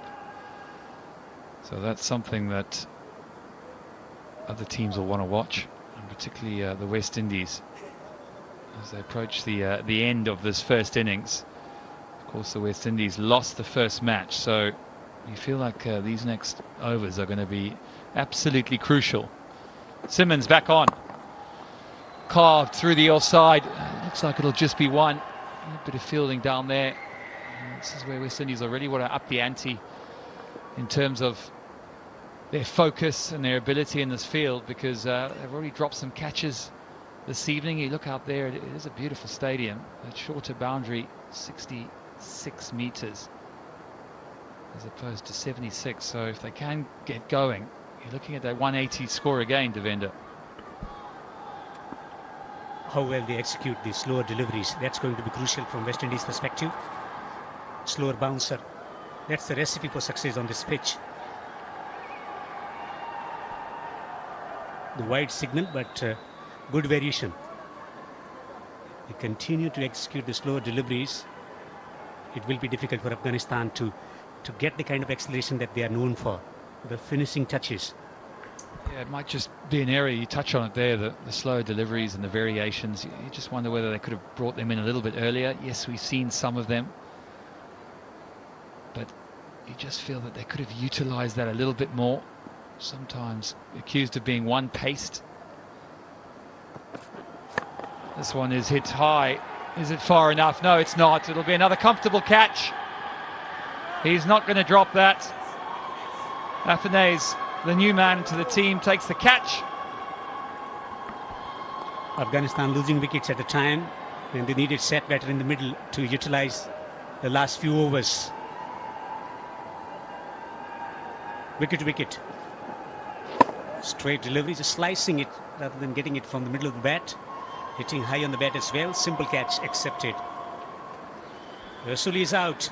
2 wickets in quick succession for West Indies to celebrate. He's out for a well-compiled half-century. 68 of 39. 155 for 4.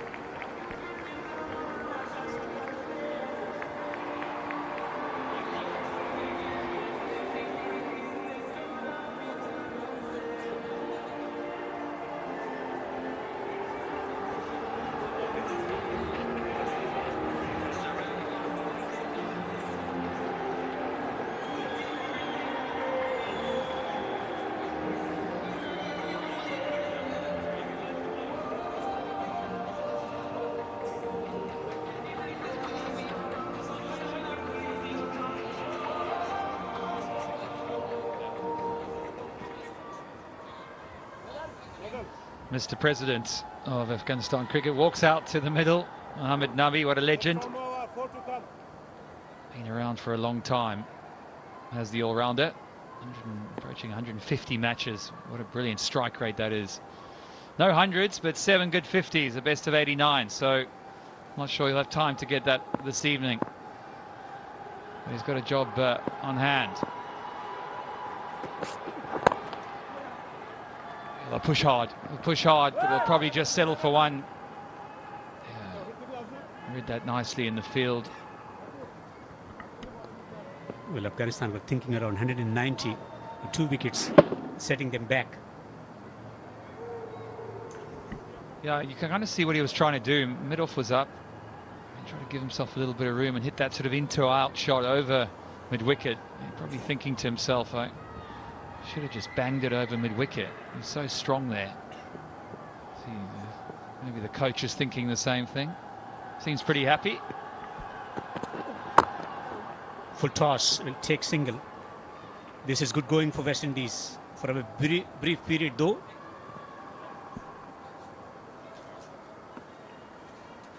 Umar Zaid 3, Nabi 1. This has been excellent passage of play. Super Cola, this game is powered by Super Cola, Afghanistan's homegrown beverage brand, delivering international quality. Super Cola, made for moments like this. Another big moment coming up. Full toss, and it's hit out into the deep again. Shimron Hetmeyer doing a good job out there. So it's good to see the West Indies just being up to the game now, trying to push these 1s and 2s. Gulbuddin, Rashid, and of course Noor. Both of them like to have a go, especially Rashid Khan. You bet he'd be licking his lips to have a bat this evening.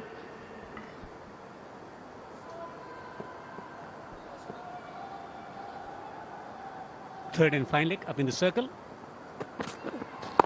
Slower delivery. That's exceptional bowling from West Indies. 18 overs gone, 159 for 4.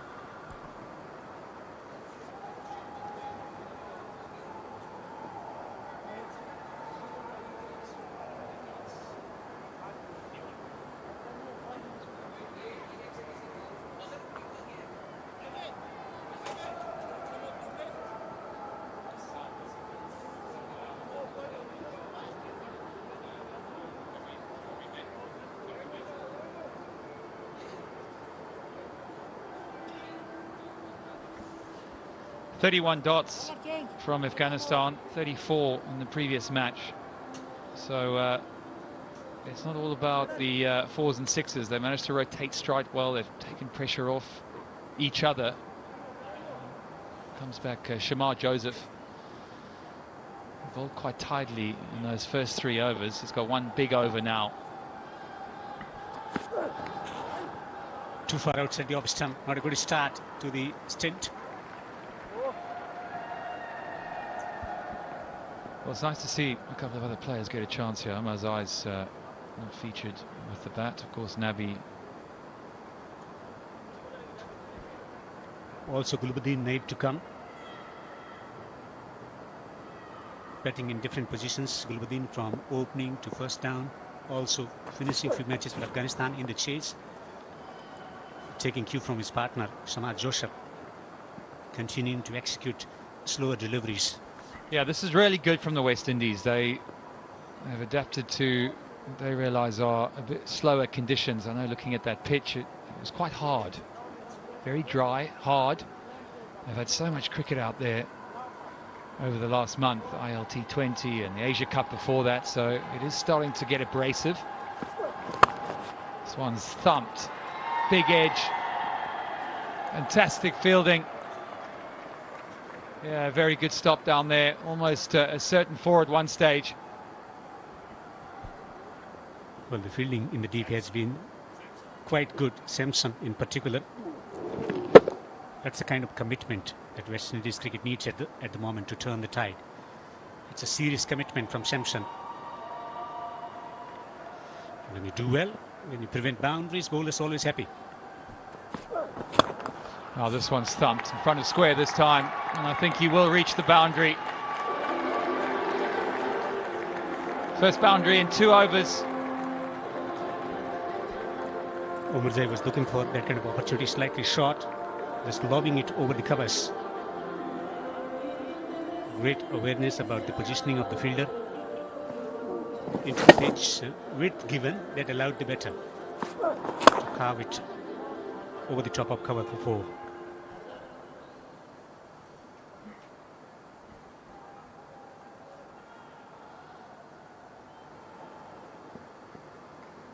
I want to try and rectify that now. Again, it's wide. It's a slow one. Is it a catch? It is a catch. Oh, just dropped another one. Kerry Peer goes from bad to worse, and I think that's hit him quite hard. Big reprieve. He's experiencing some pain at the moment.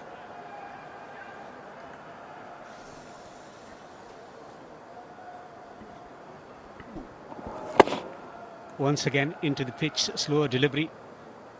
Looking to take the catch, not quite keeping his eyes on the ball.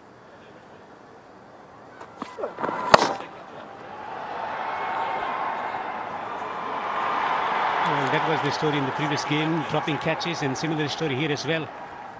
Well, it's the 4th drop catch and the 2nd from the man on your screen there. He's hardly got a hand to it and taken a bit of a blow. He's in a little bit of pain.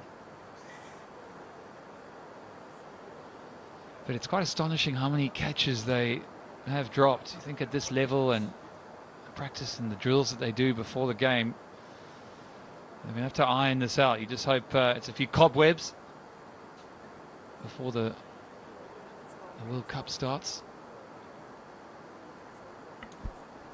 West Indian captain Brendan King winning the toss, deciding to bowl first. They were successful in getting 2 wickets, getting the ball to move with the new ball. Gurbaz perishing early, was held on the boundary. Then slower delivery. That was the first example. They should have bowled more slower deliveries in the initial part of the play, which wasn't the case. And Siddiq, after getting a half century, and Dervish also cramped for the room. Looking to hit through the offside. Was held on the edge of the 30-yard ring.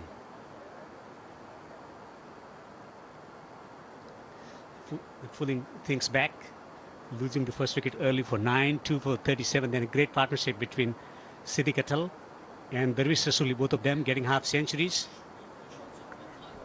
Well, that's been a mark of Afghanistan's innings, both in the first match and now in the second. They lost 2 quick wickets there as well. And their ability to build partnerships, these 200-run partnerships in 2 games now, a real understanding feature of this middle order, when we know batting can be tough against the spin, particularly here in Dubai in the UAE. does favour spin bowling. We know this wicket does. We've seen the stats. Spin really outperforming the paces. Shamar Joseph will carry on. He'll resume. Corey Peers up on his feet, just about. Still looks like he's in a bit of pain, but he's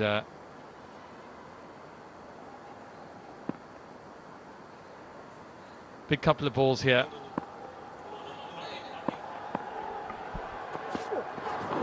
Slow delivery once again. Wide signal by the umpire. Yeah, thinking good again from Shamar Joseph, taking pace off. He's been pretty effective with that slow ball, as have all the bowlers this evening. Have they bowled enough? That's probably the big question.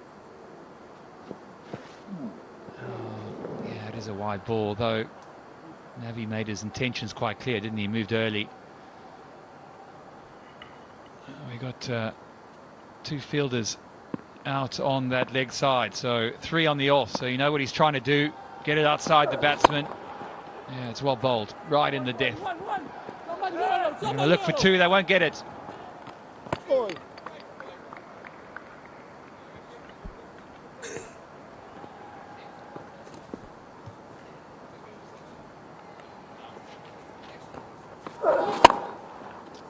Brilliant Yorker. Just a single. They're in the phase of the game where they should be thinking about boundaries. Boundaries hard to come by. This has been brilliant passes of play from West Indies perspective. Clubbed it over the top of cover. Just a single. 19 overs have been bowled here in Dubai. Afghanistan 170 for 4.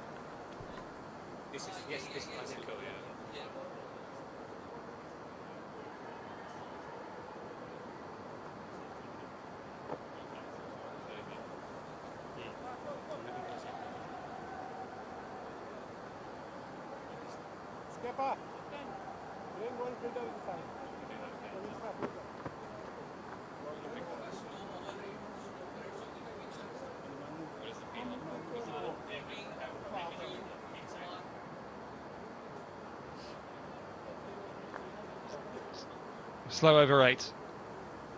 And also had one fielder out of the ring when he should have been in, so a few problems for Captain King. Only 4 players are outside the 30-yard circle, so that is a schoolboy error.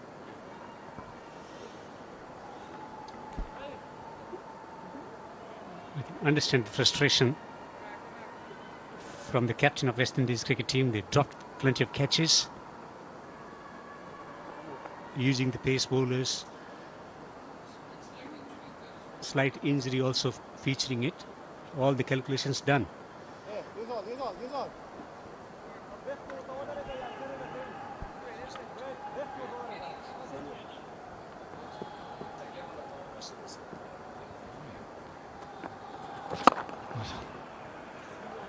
Yeah, it's just been a bit sloppy all around, you have to say.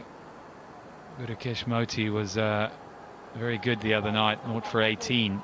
He's been a bit more expensive this evening. They've got hold of him, and they've played him well. Over pitched a few times.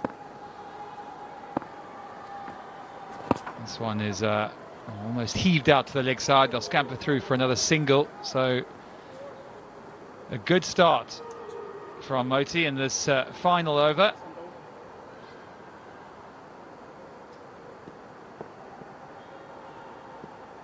Three out on the leg side. He'll be looking in that area, and yes, he gets it. He gets all of it. He wasn't going to miss again. Well, gets into great position. He picks the length early and smacks it over mid-wicket. Large boundary, not a problem. 87 meters. That is a real well up.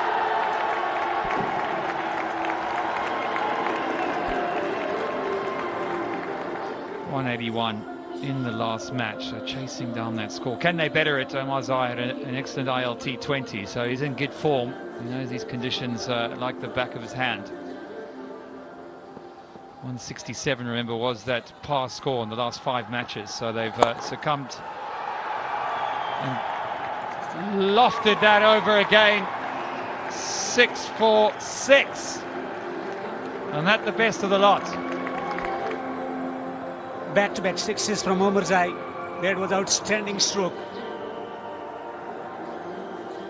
One through the onside and then through the offside. Free swing of the willow. That's a terrific ball striking from Azmatullah Omarzai. He's living up to his expectation. Finally, he's up in the ring, not quite getting the connection. So 184 surpasses the 181, courtesy of Omarzai's big hitting antics. The Amir Hajizada Hospital, where you can seek your standard treatment. And does he go again? Yes, he does. Just short though. Doesn't get all of it, does Mohammad Nabi, but enough for a 4. That's a brilliant finish from Afghanistan in the last over, in particular, getting the amount of runs that they wanted on a pitch. Spinners will have a major say. It's a dry surface, there will be turn and grit for the spin bowlers. Strong finish from Afghanistan. Well, West Indies winning the toss and electing to bowl, having lost the previous match, bowling first. So questions will be asked about potential tactics. Was that the right thing to do? Was it a better option to go in? There's Hassan Isakil, Mohammad Nabi's son, who had an outstanding BPL.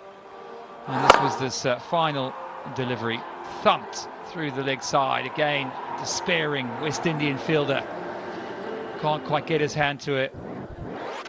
Yeah, they'll be delighted with the efforts out there. Again, mastering those middle overs.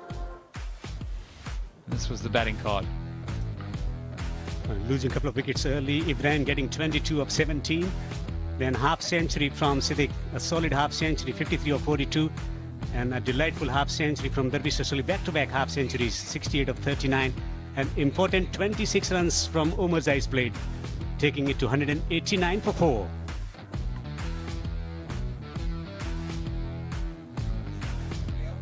Well, there was one significant partnership there again. Siddiq and Rasuli, 115. Not quite as good as the 162 2 nights ago, but I'll be absolutely delighted with that 3rd wicket contribution.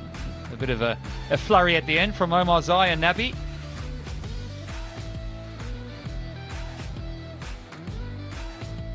Well, the West Indies have only taken 6 wickets in 40 overs across 2 games. Matthew Ford on the top of the tree there with 2. Otherwise it was slim pickings really, no one really getting in on the act. 1 apiece for Joseph and Simmons.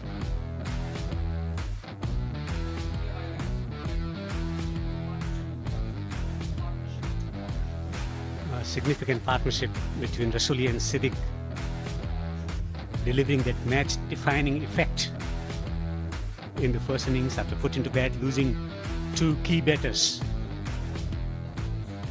Time for the interview with Ahmed Fidai.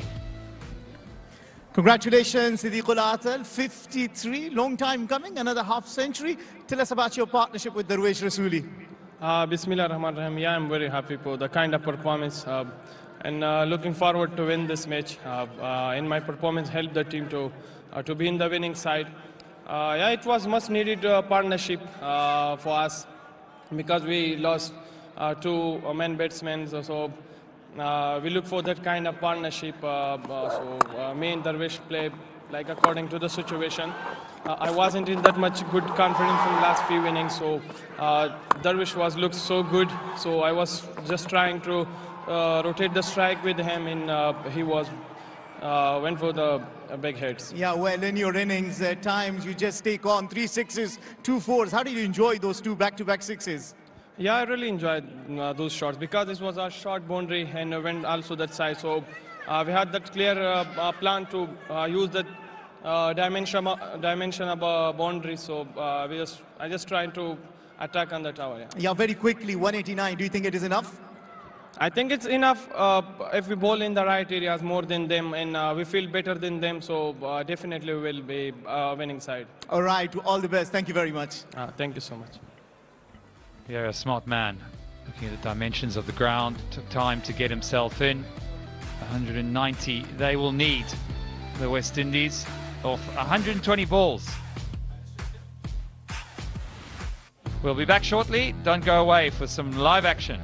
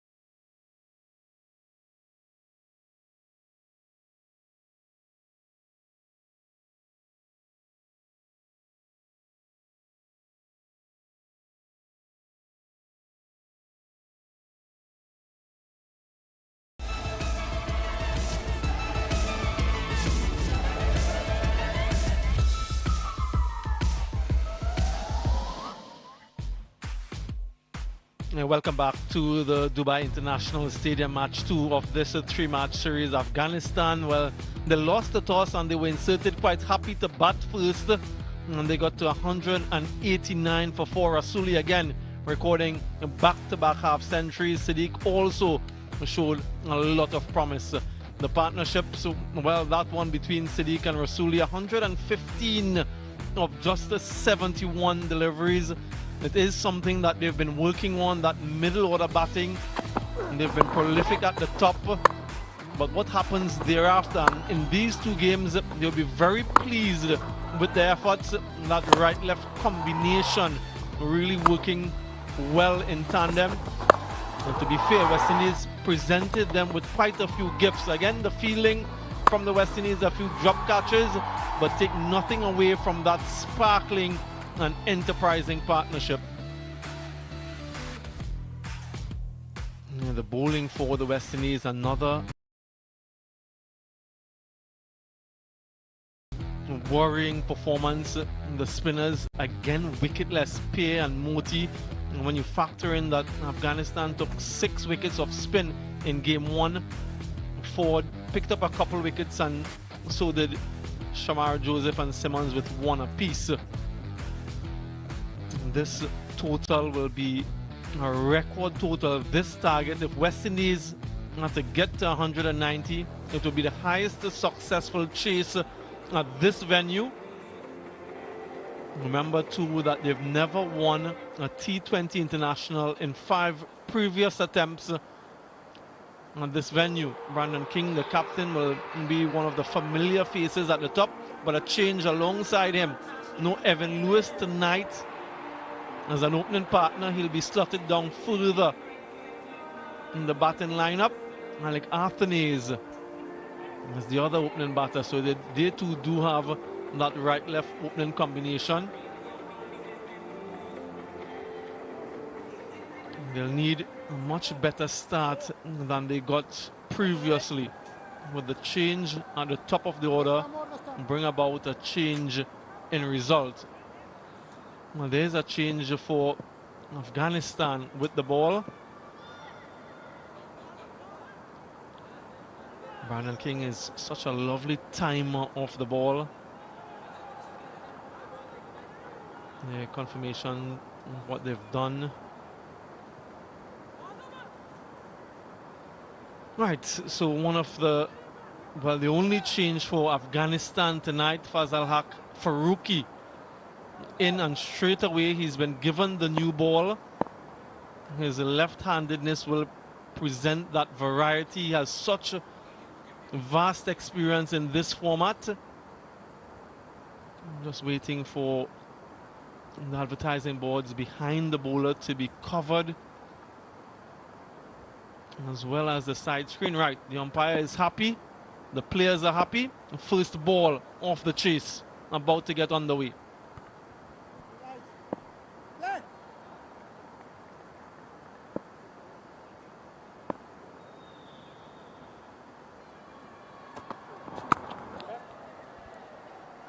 On target and a single to get the innings off. Yeah, absolutely. Well, they need to do better than the last game. They are chasing a bigger total. And you look at their bowling effort, that has been a little disappointing, isn't it? In the last 2 matches, a total of 40 overs, they've only taken 6 wickets. And that's the reason why Afghanistan won the first one, and once again were able to post a big total of 189 in the second match.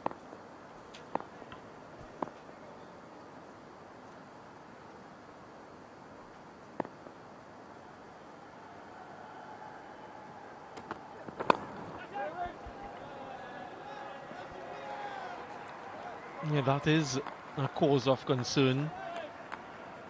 Here, teams and captains speak about getting wickets, particularly in the power play, just to put the opposition under pressure. Afghanistan, they've been able to do that, but not only in the power play, they've done that throughout the course of the innings. West Indies, as you mentioned, only 6 wickets in 40 overs. And that's one of the reasons why they're chasing as many as they are.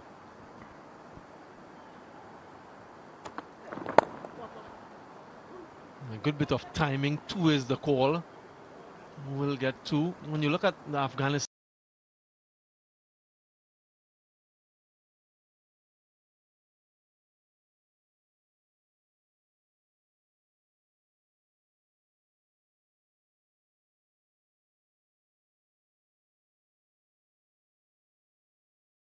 and batting effort again. Out those opportunities provided. So the approach has been steady, attack, and also do the strike rotation and make sure that you have a target in mind that you want to put on the board when you come playing those 20 overs. As far with the ball is concerned, Fazal Haq Farooqi, I believe, always for Afghanistan holds the key alongside Mujib Zadran. If there is any movement, Fazal Haq Farooqi will certainly extract it. Just what I was talking about. You see those movement that he can get.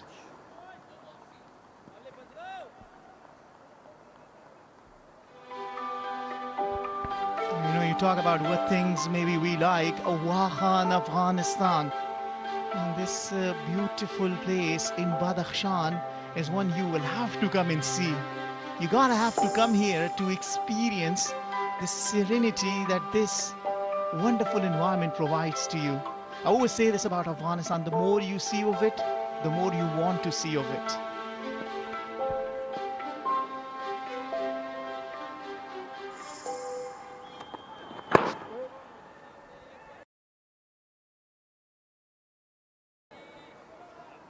And who knows, that might be in my future one of these days to make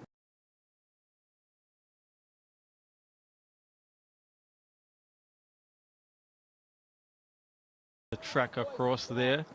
And for now, though, West Indies are desperate to keep the series alive. One thing that was very noticeable in that first innings, the number of dot deliveries, only 33. Only 33 dot deliveries. In the first game, they had 34. And that one dot delivery improvement meant that the score too has improved from 181 to 189 just by getting one dot delivery less. That's the impact that it has, because somewhere along the course of the innings, the left-hander might be on strike who can get a boundary, or the right-hander vice versa. So important.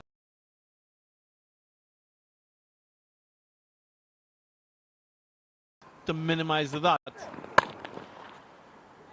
Well timed, but straight to the fielder. One overdone, 4 without loss.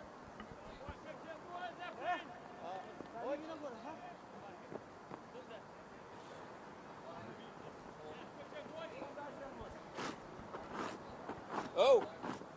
Yeah, being broadcast across the globe, so wherever you are, you can tune in to the action in this 3-match series. As a reminder, Afghanistan currently lead 1-0, so they're looking to sew things up tonight. Mujib, as we've seen before, from the opposite end with the new ball.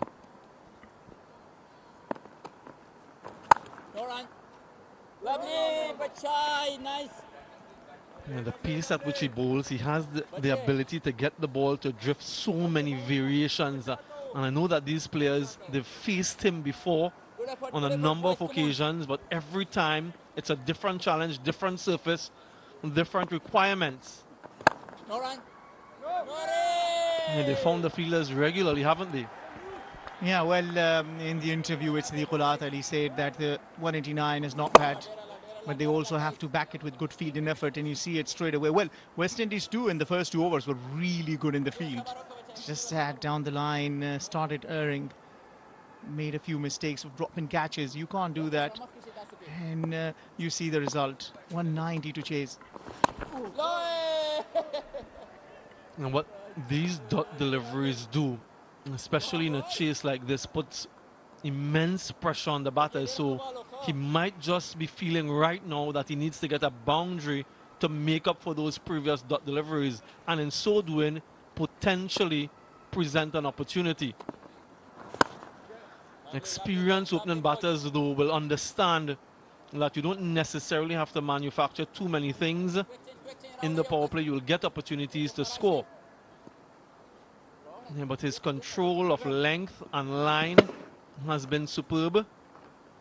And this quartet of spinners that Afghanistan have will be quite imposing in favorable conditions. Yeah, well, for Mujib Zadran, particularly in these kinds of grounds, he likes it. He can drift it in. You see bit of a movement that he can get. And not to forget, he's got Brendan King bowled out twice.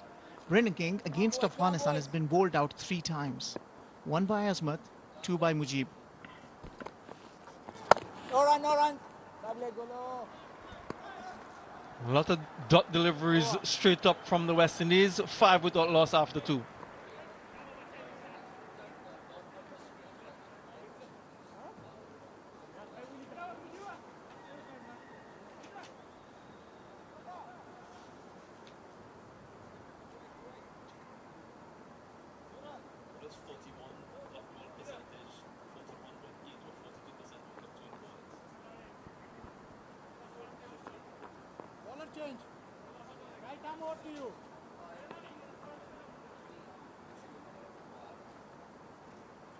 Yeah, not a position you want to be in. Usually you aim to be at the top of the table, but not in this regard. The West Indies have the highest dot ball percentage when batting my full member nations since World Cup 2024. So that's another area, so many areas that they need improvement, that they'll desperately want to improve on, minimizing dot balls. He gets enough on that occasion and goes away for four. So some innovation from Alec Athanase. They were desperate for something to happen, and he gets a much needed boundary. Yeah, well, you called that. They need to improvise. A bowling change, slower delivery. Azmatullah Omar starts with. And the improvisation makes sure that he can play it away from the fielders inside the circle to get their first boundary. And you talk about the dot balls, Samuel. Last 2 overs, 8 dot balls, or actually 66% of the dot ball deliveries.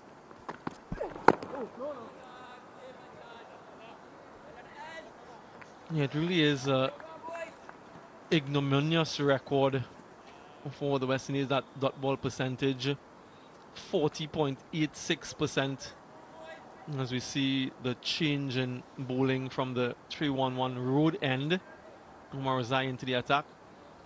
Well, that 40.86% represents 50 dot deliveries, 50 out of 120. Very high percentage.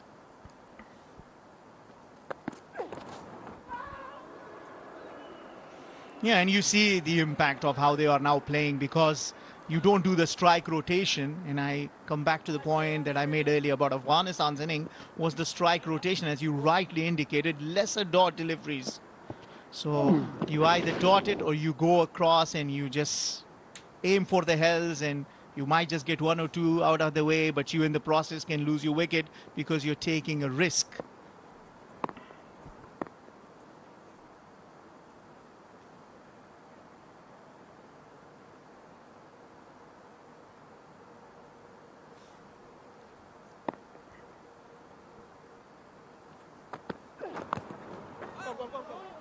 Tries again, doesn't make enough contact, and another dot delivery. Dot deliveries aren't uncommon in this phase of the innings. You get a lot of boundaries and quite a few dots because of the number of fielders in the inner circle. But post the power play, that's when you really want to rotate the strike, when there are so many more gaps. Yeah, that 41.82% represents 50 dot balls. Way too many in this format. Yeah, it's a good sign. More dot, allow the bowlers to be able to settle down nicely, put more pressure, and attack from the batters will not allow the bowlers to settle down, rather. And that's the difference.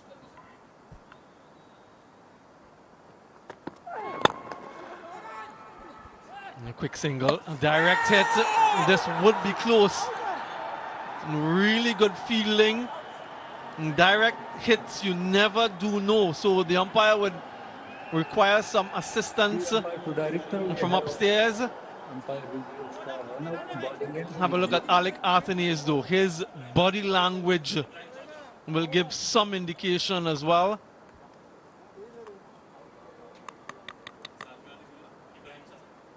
Ibrahim Zadran, the fielder, he got to it quickly. The release was just as quick, and the accuracy, well, bang on target. This is a nervous little period here for Alec Athanase and the West Indies. Yes, he's short, well short. There's no dive as well. And that is what the direct hit does. And so a wonderful start for Afghanistan.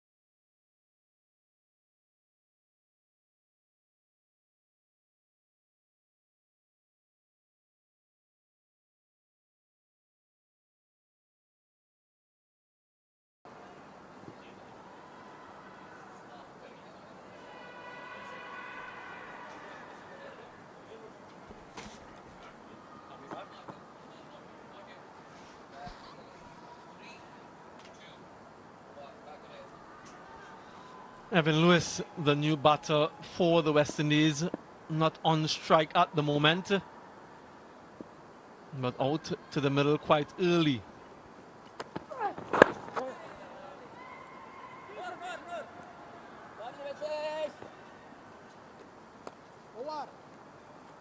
Used to batting at the top of the order. Evan Lewis, 10 for 1 after 3.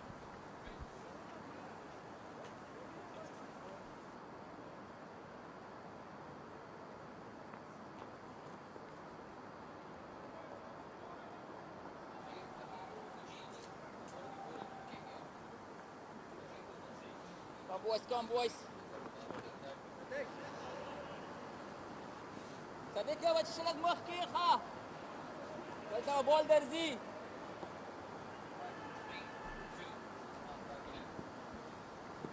Just a solitary run from Mujib's first over. Remember that dismissal of Brandon King.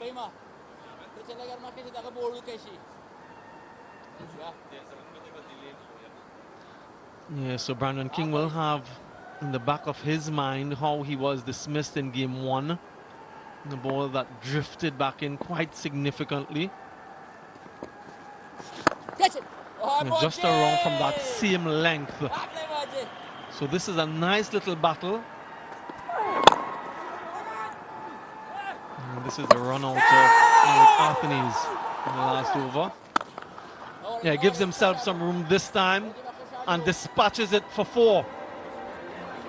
Good use of the crease from Brandon King and trying to manufacture some room.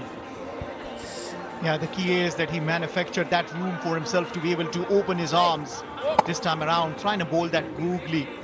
But Brandon King, the skipper, was up for the task. He has to lead from the front. He also gets first boundary to his name.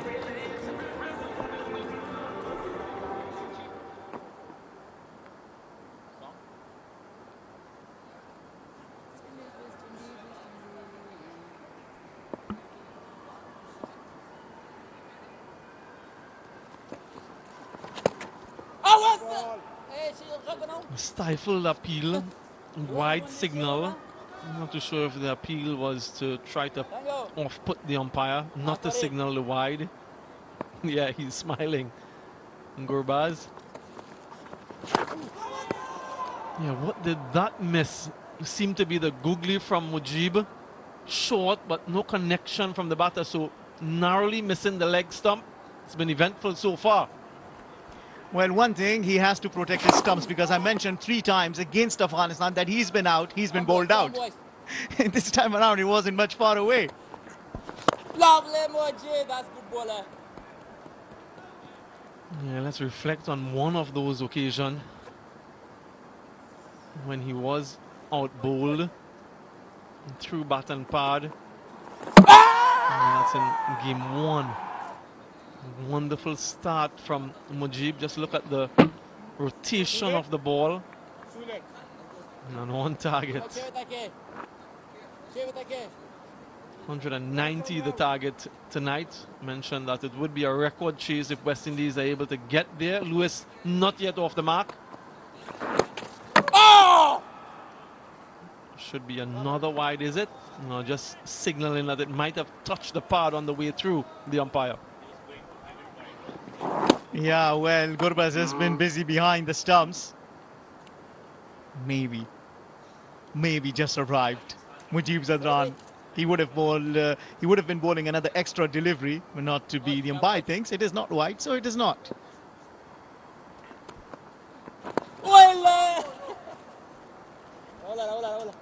Another wonderful over from Mujib. 4 done, 16 for 1.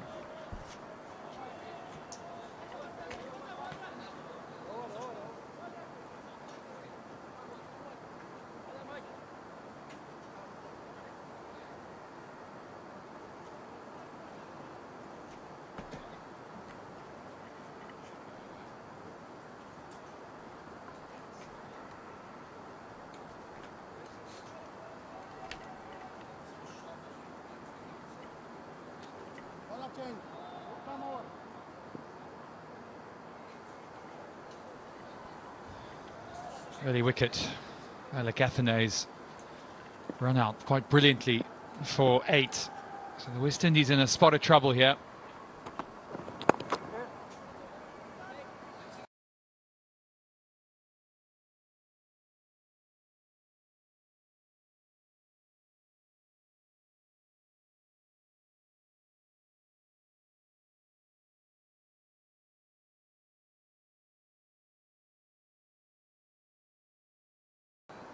Farooqi back into the team. Nice to see him that extra threat.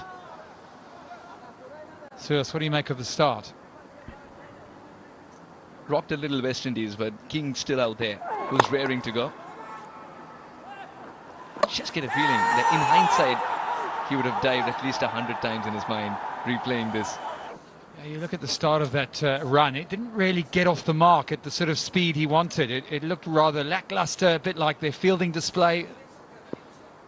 It is early days in their innings, but at the moment, it's just a sloppiness about the West Indies. It's nicely played. They're going to push hard for 2, and they end up settling for 1. I don't want any more run-outs, that's for sure. Yeah, we talk about these dot ball percentages. A lot has been said about that, and it's quite clear. It's just the urgency, isn't it? I mean, not only are you pushing the score, but you're also changing the left-hand-right combination. You're giving bowlers something else to think of. Yeah, all smiles there, but they've got a big game on their hands right now. They don't want to go 2-0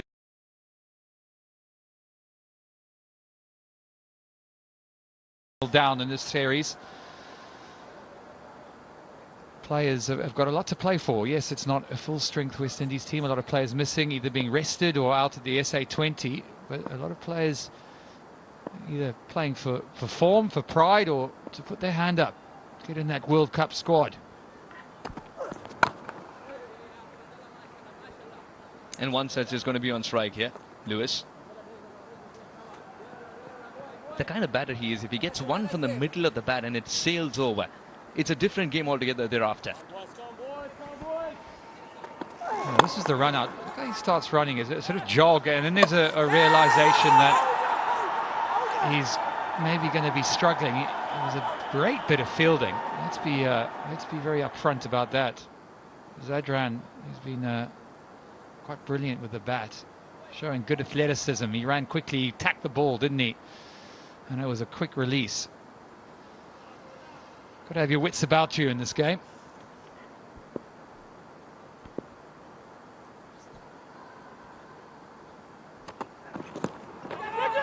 Oh, just evade. For him, everything has to be stopped. Typical fast bowler's response. Yeah, Nur Ahmed, not known for his athleticism in the field. You can let him off. We'll see him doing a bit of bowling later on, where he has got some real credibility. We're going to have a little appeal here. It might be a little closer than you think. The first instincts where it might be sliding down the leg side. Was height a bit of an issue? It's Captain Rashid. No, he decides against it.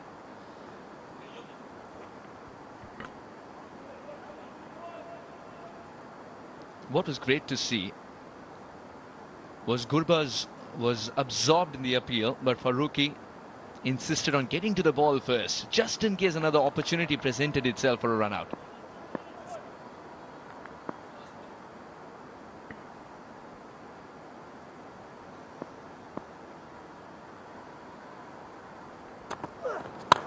This one's thumped down the ground. Has it found the gap? Oh, wow. Goodness me. Take a look at this again. One-handed Herculean effort on the boundary. It's the end of 5. It's 26 for 1.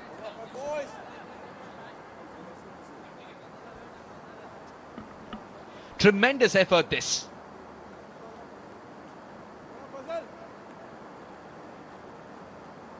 Omarzai, brilliant as always, running full tilt, is already shown a piece of brilliance with that run out. First Ibrahim now.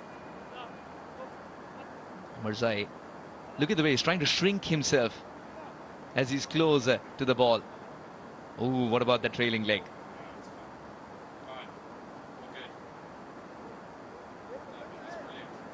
Outstanding. He's got a lot of elbow grease to show. Seems all right. He's saved a boundary. West Indies made to work hard for their runs.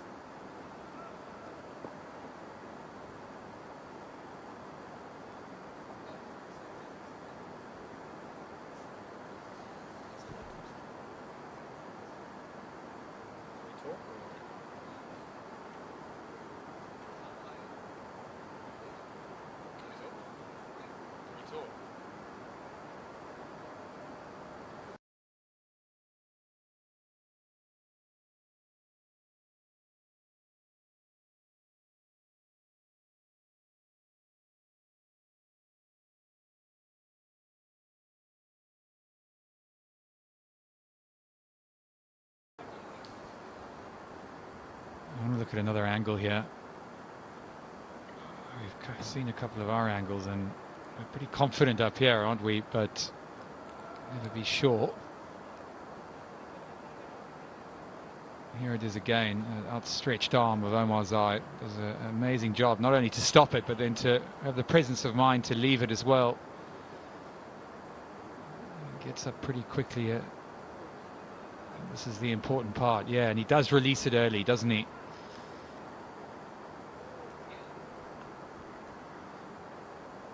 And then did the clean-up job as well, getting that throw in.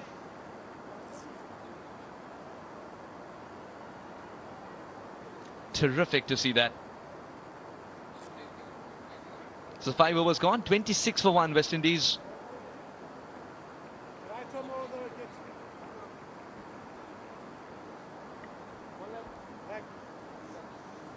Yeah, it's that kind of desperation that you really expect from your team, or you expect from your players, particularly given the spectacle and what's coming up, and everyone putting their body out there.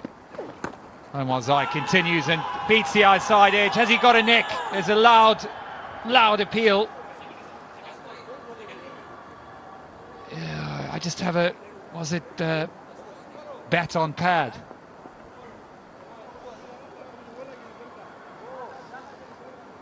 What does the skipper say? Has he gone up here? Well, the time has run out.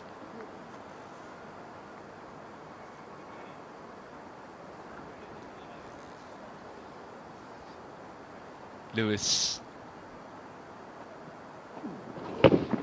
Oh, I think that's the bat flicking the pad. The bat flicking the pad. And no piece of leather and willow together. Yeah, no bat there, but he looks a bit ruffled, does Lewis. Again, it's pushed him onto the back foot. Should really be trying to get forward to these. You just feel he's a little bit late with his foot movement. Slightly delayed, almost a little rushed by Omar Zai. We know he's quite skiddy. He's not to express pace. There is a confirmation, so a very good decision by the umpire. Wasn't easy in real time. Everything happened pretty quickly, and there was a noise. The bat just brushing the back pad of Evan Lewis. Short third man, short fine leg. Attacking that off stump. There's going to be a quick single again. And just lacked the clean pickup.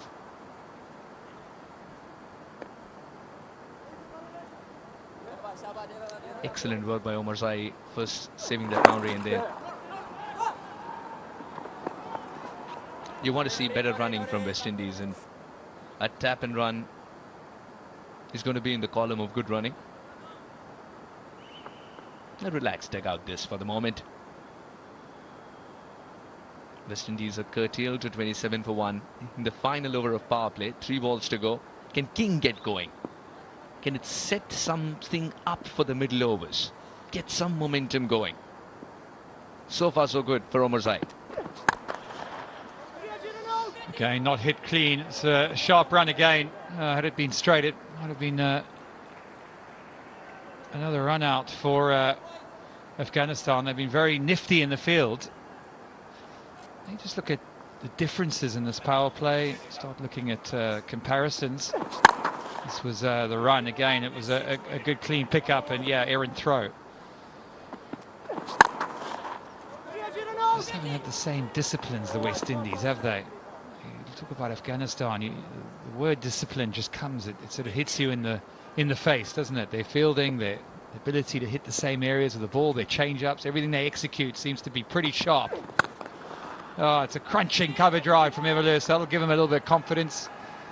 Yeah, shame not to find the gap there.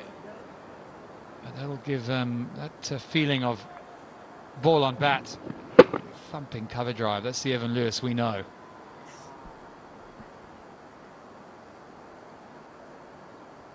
Right now, Evan Lewis is wishing there was a column called confidence in the scorecard. The final ball of the power play coming up. Omar Zai has kept this one quiet. Just 2 runs of it thus far. Can he close it out well? Or will Lewis finally redeem himself, get that boundary, and start the flow of runs? Yeah, another brilliant finish from Omar Zai and Afghanistan. They'll be mighty pleased with their power play efforts yet again. That ends the 6th over. It's 29 for 1.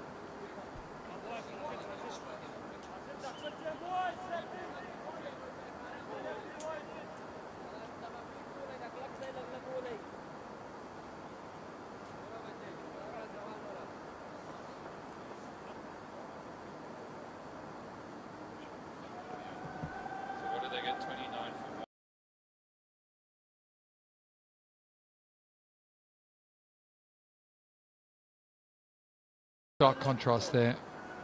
54 to 29 for 1. 45 was their power play in the previous match, so there's no improvement there. That is a familiar face. Rashid Khan, one of the great T20 bowlers, approaching 700 wickets in all T20s, 110 T20 internationals, 184 wickets, so outstanding return.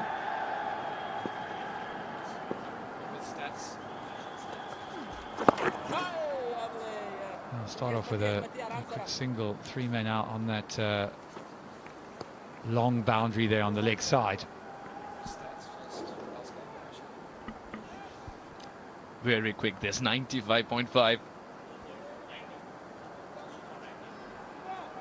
Now the problem has been the dots, 20 dots. They've lost a wicket, West Indies, and the wicket was lost by a run out. Remember, the bowlers of Afghanistan are yet to take a wicket in this game. The fielders have played their part. 2 for 19 in the first match for Rashid Khan. 2 important wickets as well. Just 19 runs, and again he started attacking those stumps. Always attacking the stumps. Oh, that one comes back in, a little wrong one. He's always got a smile on his face, hasn't he? He brings a bit of energy and life to this team. He's a tactical master in this game. I might have just hit the pad.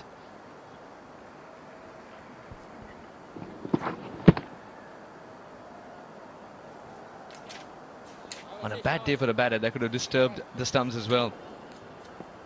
Now Lewis, against someone who's dismissed him 7 times before. He's letting the ball turn. Lewis.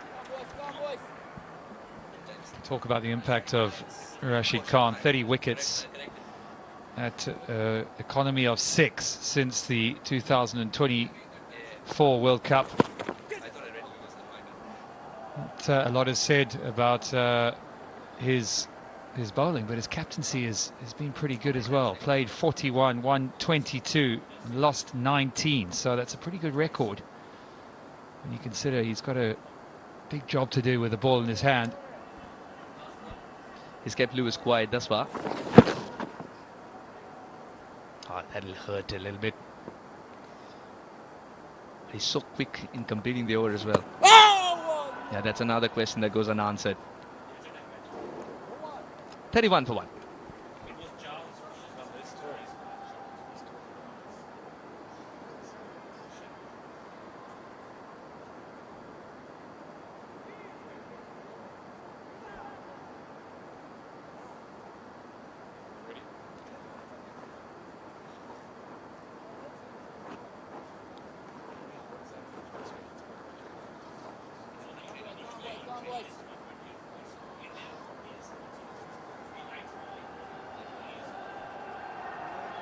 Yeah, he loves the subcontinent, particularly loves bowling here. 128 wickets in just 88 matches. In all T20s. Closing in on that 700 mark, which is a quite incredible effort when you think about how many games he plays and how many tournaments. Mujib back on again. His spin swing, going to have to be another quick single. I think he's in. King and Lewis are not really getting themselves going at the moment. Every run a challenge at this stage. Lewis responded. I thought he responded really well to this captain's call. And he's made it.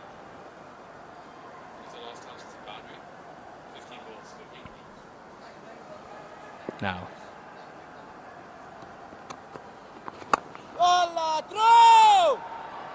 Has he found the gap here? He has! Gets into double figures. 16 deliveries later, the ball tastes the ropes. Well, it's a bit of a heave-ho after that leg side boundary. Not the most attractive shots that Evan Lewis has played, but it is effective. Think about the decision that the West Indies made to have a bowl and chase again, having lost that first game, and knowing that the square, you look there, it's abrasive, it's dry, there's been so much cricket over the last month. They've done a great job to put together a hard wicket like this, but it is starting to spin and it's getting slower and lower, and it just makes timing that ball so much more difficult. Absolutely right. What that boundary does is also reduces pressure on King.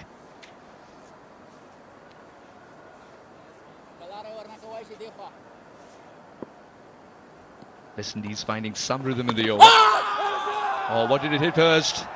The finger has risen. Lewis's stay has come to an end. His wars against spin continues. Yeah, another poor outing for Evan.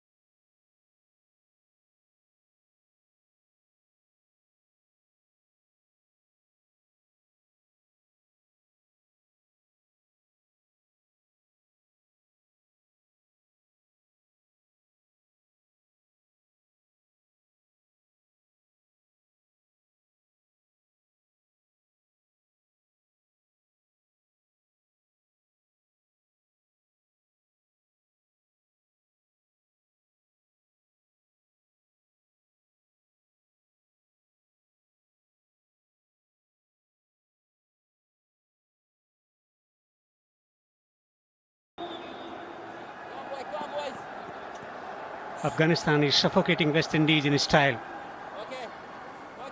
Magician Mujib wreaking havoc here at the Dubai International Cricket Stadium. Shimron Hetmeyer. Rashid Khan bowling a superb first over.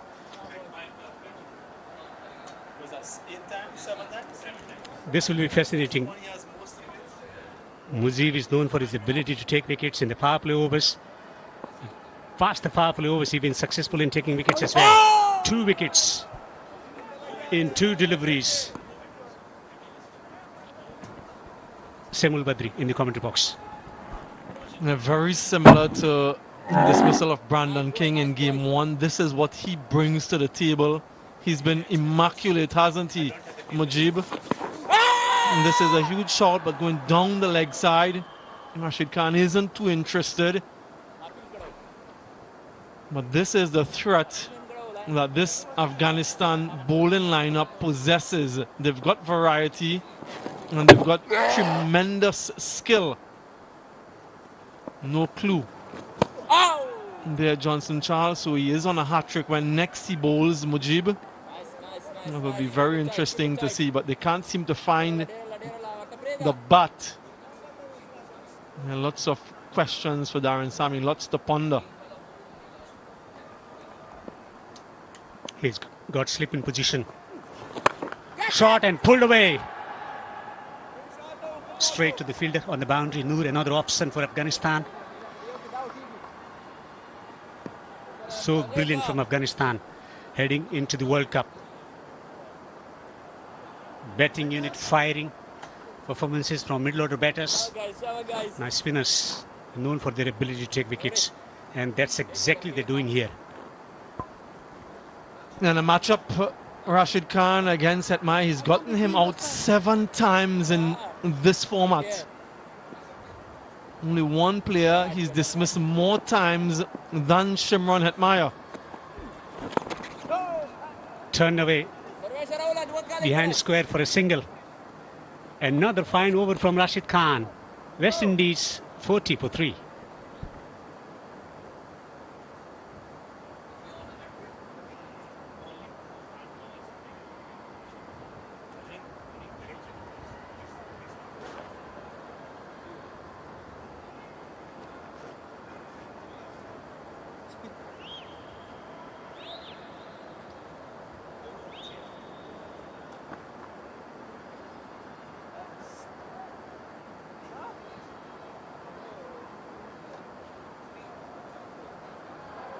A lot of expectations from Noor Ahmed. Couldn't quite bowl in the areas that he's known for. Spraying the ball around. A lot of expectation of delivering and getting into groove ahead of the World Cup. Still some batting left for West Indies. Strangulating through spin Afghanistan. Point patrolling on the boundary. 20 wickets in 24 matches. His career has taken off after playing for Chennai Super Kings under Mahendra Singh Dhoni. 2 wickets in 2 deliveries from Mujib. Evan Lewis, the first to go, didn't even bother to review. That was hitting the middle of middle, more or less. And that's the accuracy he brings. Hetmeyer connects. Hetmeyer gets a 6. If anything, he was a little bit expensive, Noor, in game 1. And this is Hetmeyer in full flow. There is a scintillating blow. Picks the length early. Mighty swing and makes a fantastic connection. It's a huge 6. Mujib, who was taken for runs in the previous match.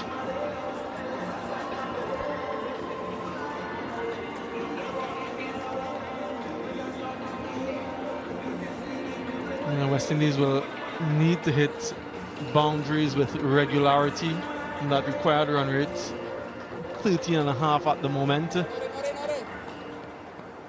So And these guys are quite relaxed given the situation of the game. The change in field, he sort of reinforces the offside now, Rashid Khan.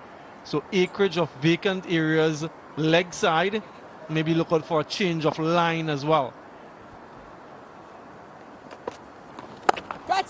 Not quite getting the connection. Fieldsman is there, but it's over him for 6.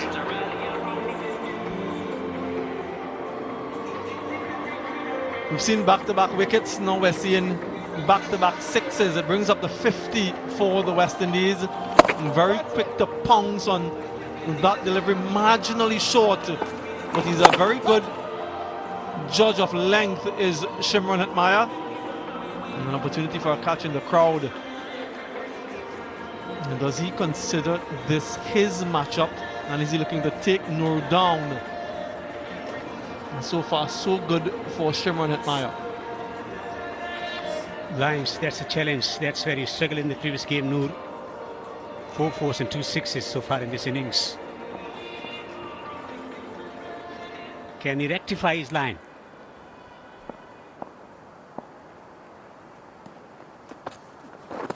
Once again, string on the leg stump. Yeah, he likes bowling that wicket-to-wicket line, so you rarely see him making an adjustment to bowl slower outside off stump for the left-hander, for instance. It's his strength, his real strength is to keep the stumps in play at good pace as well. Swung flat, hard, into the stands for 6. Shimron Hetmyer is taking attack to Noor. And again, he missed his length, and this time on the fuller side. And so Shimron Hetmyer has the option to just swivel through it. And that's your 3 6s in the innings. Very expensive start for Noor. Maybe bowling too quickly. Just needs to adjust both his pace and his length. He's feeling the pressure, how he's going to react. Much better delivery, the line and length that he should be bowling more often than not. Single taken, 10 overs have been bowled in the chase. West Indies 59 for 3, and the drinks will be taken.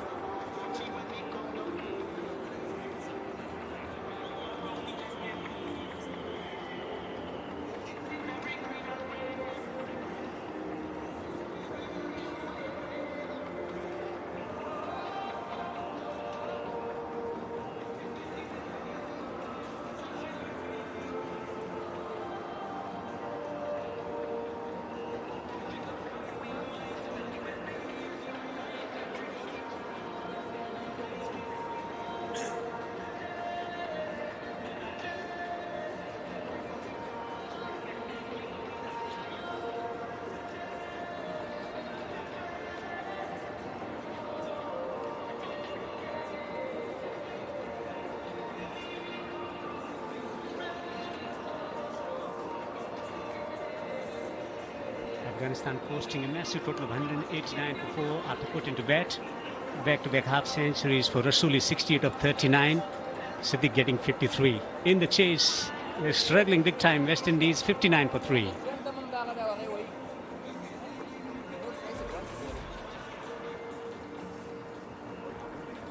3 wickets. Few 6s as well. Samuel Badri.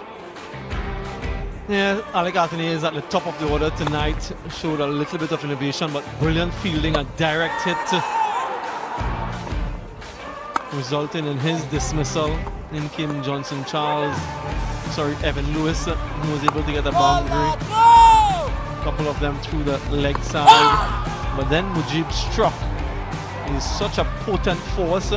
Not only did he strike once, he struck twice in succession.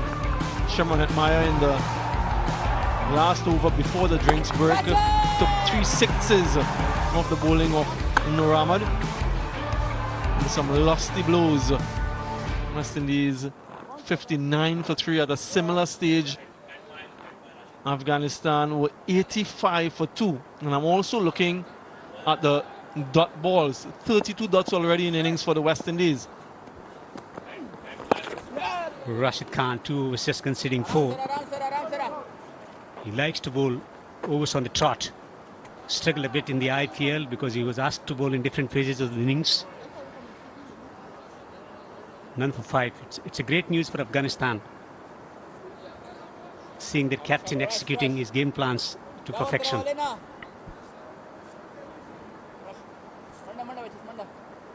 And he's closing in on 700 T20 wickets as well. That would be a phenomenal record.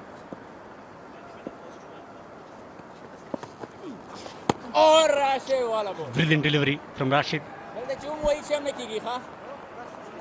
Yeah, Brandon King has been there since the start of the innings. 16 runs to his name now of 24 deliveries. So he's in a difficult position, knows that he can't afford to get out, but also knows that that required run rate is continuing to steeple. Googly. He's got the ability to come down the pitch. He uses his feet against the spin bowlers. Brandon King against Rashid at a quicker pace. It's a massive challenge. Long off. Slightly wider, just changing his line subtly. Rashid Khan. Come boys. 14 dots in this little innings of 16. Wants a change in the field. Forcing additional fielder on the onside in catching position. Leg slip in position.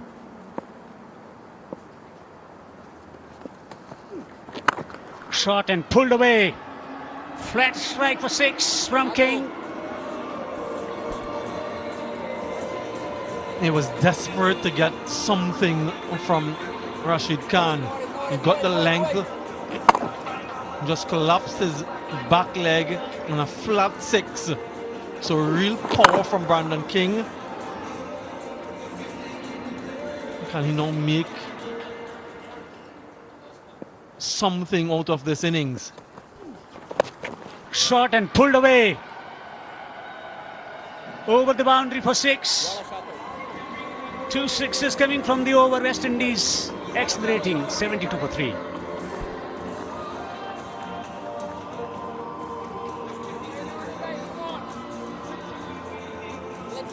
Let's go, come on, boys, come on.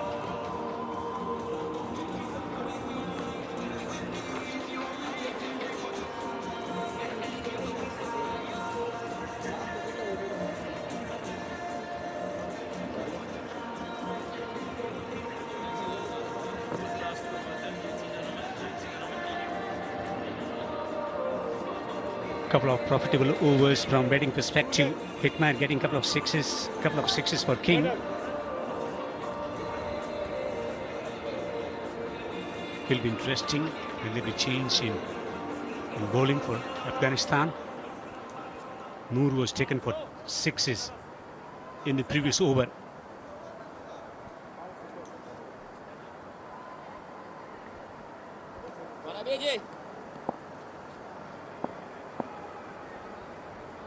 Mohammad Nabi.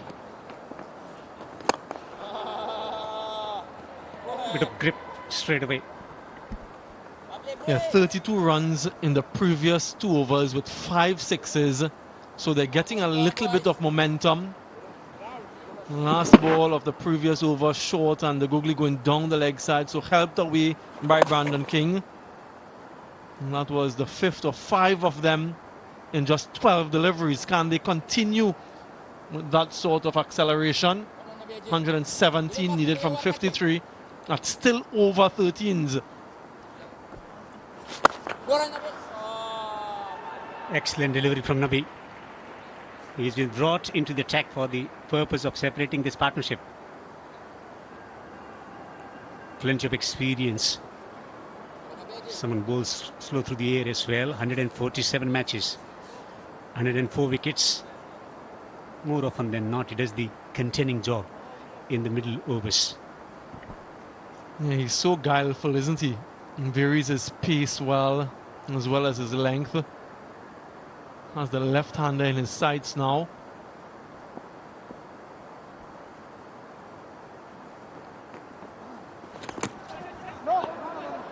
Straying down the leg side. He is a six-hitter, isn't he, Shimron Hetmyer? When he's on the go, when he has that rhythm. That was the first. He got the length, then short up, making an adjustment, the bowler, and then he went full again.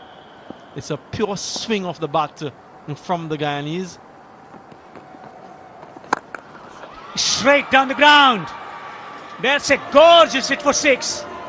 Humongous six from Hetmyer. He is in a six-hitting form now. Yeah, and in gully cricket, that would be out. Off the rebound, the fielder took the catch, but I was just mentioning his pure strike. Really has a full flow of the bat, and another six to him. Must feel that he's missed out on the potential opportunity of getting the boundary with fine leg up in the circle. 29 of 29 for King. Hetmyer, 28 of just 12 deliveries. It's a different outlook altogether. 110 to win from 49. Full toss and smacked it magnificently for six. Another great over from West Indies perspective. 86 for 3.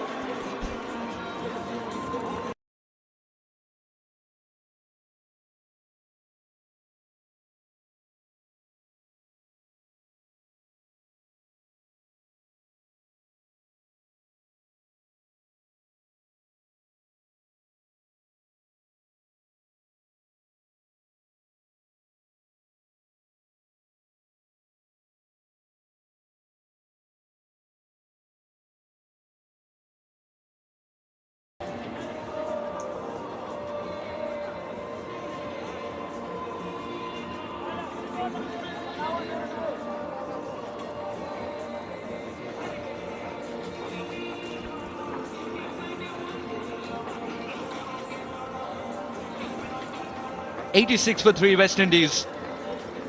What a revival, what a fight back. You might look at Captain King and say 29 of 29. But I'll tell you what, he's roaring now. And Hetmyer, 34 of 13, has turned this game around and gained momentum for the West Indies. Noor disappeared for 19 in his first over.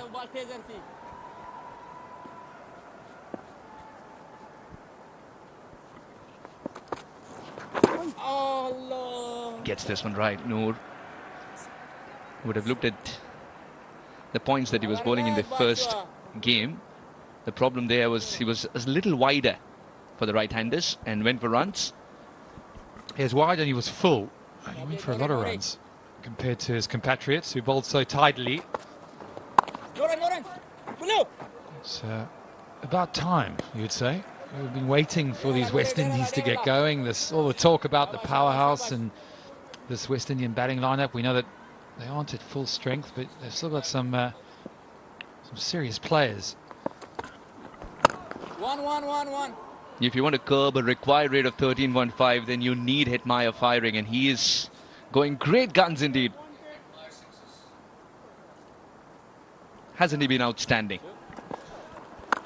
Yeah, that was a big one, wasn't it? Right in the slot, and then he picks up on anything vaguely short. You know, when he's in the mood, he can be a bit inconsistent at times, but he's got that X factor about him, and they need him in good form, don't they? He's going to be an important player for them come February. Catch it! Catch it is the call. But who is the question? This one travels to Hetmyer, dealing in biggies. What a shot. Poor old Nur Ahmed. Well, that 6 brings up the 50 partnership. There was a time there where you thought, has he got the distance? It's a big boundary out there, all of 79 meters, and he clears it by a yard. Yeah, I get where he's going with that. He's thinking, you know what, I wasn't far away. Nur's been thumped for 26 in 10 balls. He hasn't hit a boundary. Shimron Hetmyer doesn't believe in a boundary. He believes in clearing them. Now he does. 1 bounce. 4. Even before Nur could think and blink, that ball went past him.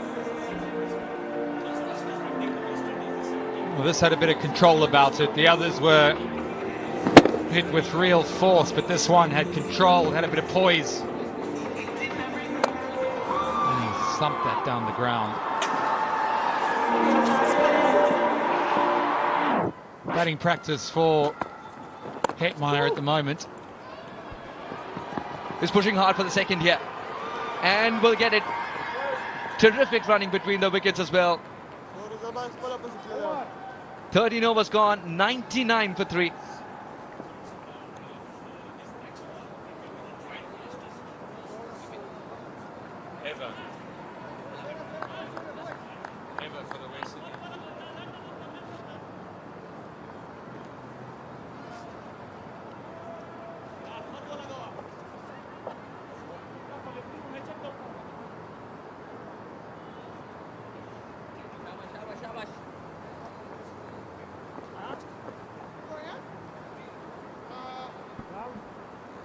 This partnership 61 of just 30. King's got the best seat in the house to watch a Hetmyer show. Not like King was lagging behind as well. He covered up very quickly with those big shots. 30 of 32 for him at this stage. Hetmyer's the one who's dealing in sixes.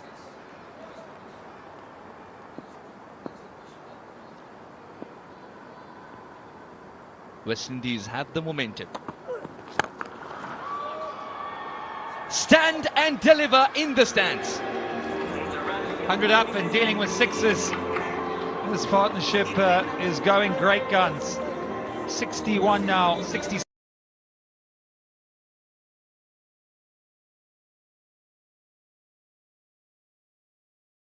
Look at that wide base. Really set himself, didn't he? And it was almost like, I'm going to hit you as far as I can. Expected the slower delivery this time as well. Had a plan B. King.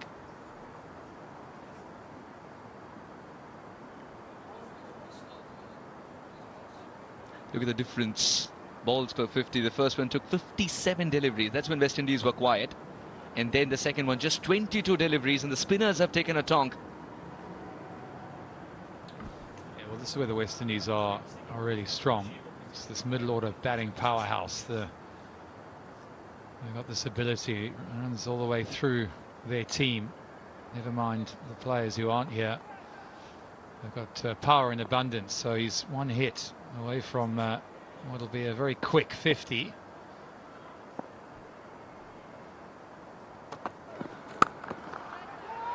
That's in the air. And the fielder makes absolutely no mistake. The Hetmyer show has come to an end. But boy, was it entertaining. What an innings this.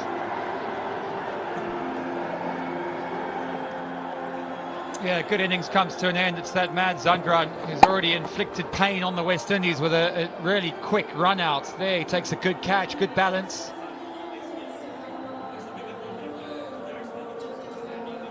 He had a lot of space out there, did Shimron Hetmyer. You have a feeling he kind of could have hit that anywhere. That's why he'll be so disappointed with himself.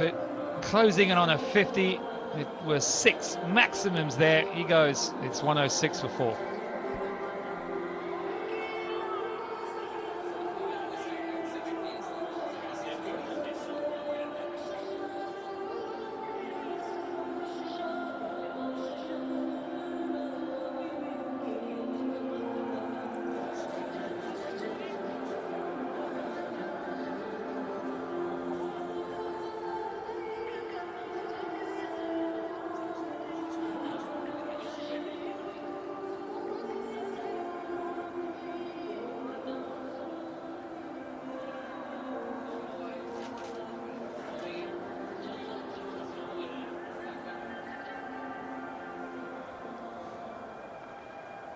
106 for 4.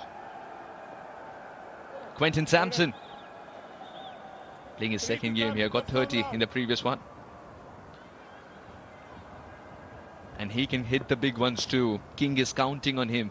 West Indies are counting on him. Farooqi, is there another slower delivery loading? Yeah, the difficult thing you feel about these conditions, and remember, we are quite a few matches in to what's been a very, very busy schedule. This again was a look at the wicket, and he'll be really disappointed. There was a big gap over extra cover that just said, feed me. Instead, he's gifted their best fielder a rather simple catch in the end, and you can see exactly what he was trying to do, saying, hit it over there. Now, you just wonder whether West Indies, any shining light or hope that they had of chasing down this total, now be seriously compromised. Difficult to start on what is a deteriorating wicket.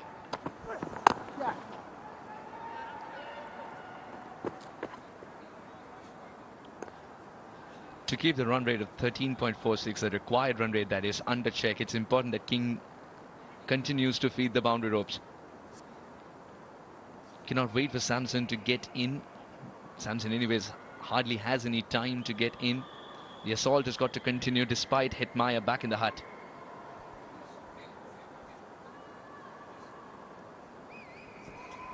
Extra cover just moving out as captain and bowler collude into a little plan. I think that Farooqi's going to maybe go full and wide.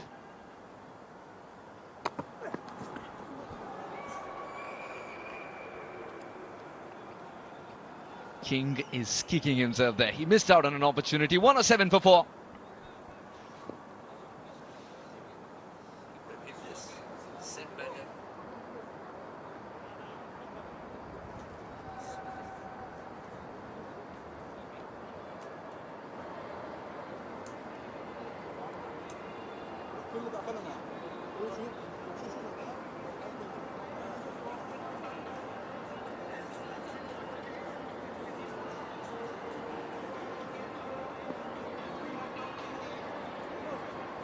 West Indies, the vermin red.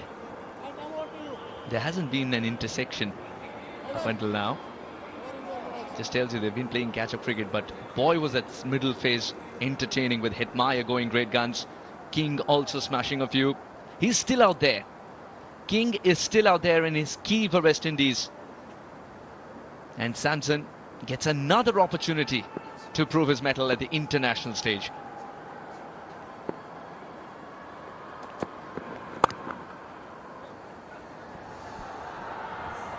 A sharp little run there from the West Indies.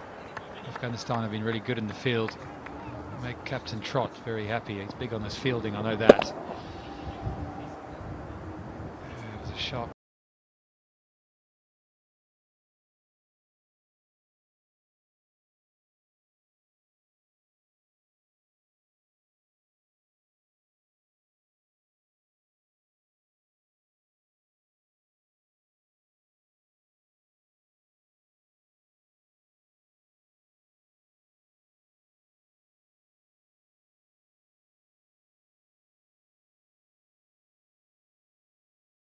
Delivery once again, peppered the same area. He's picking the slower ones and picking the bones out of it too. Yeah, he's done this well tonight, hasn't he? He's waited for that short one. He's picked the slower ball really well. He sets himself well too. It's all about that balance, isn't it? It's really set. Keeps his eye on the ball.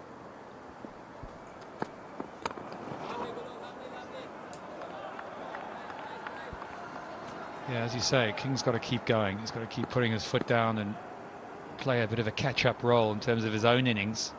Sampson's just walked to the crease, and well, you feel that Afghanistan are almost masters of these kind of conditions. Bowling last, deteriorating wicket. They're so good with the spin and taking pace off for the new batter to find difficulty. This one's thrashed through the offside, and that will be a boundary.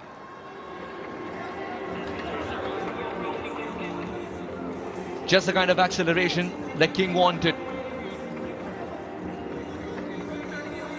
Vast open space on the offside. That's the biggest side as well. Decides to take the carpet route. Gulbadin, every time he's given even a little bit of room for those hands to come through, he's been in trouble.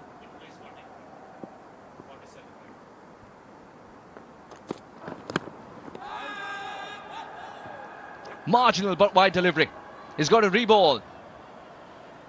King is not complaining. Hetmeyer's innings breathing life into this run chase big time. King continuing the assault. Yeah, it was a little bit stiff, wasn't it? This bowlers versus batters. It's a batter's game, isn't it, Suhas? This one, again, hit out to the deep. It's a strange fumble. I haven't seen many of them from Afghanistan. They've been so good in the field. King approaching a well-deserved 50. Anchored the innings, played like a true captain. Hasn't been easy for him and for his team.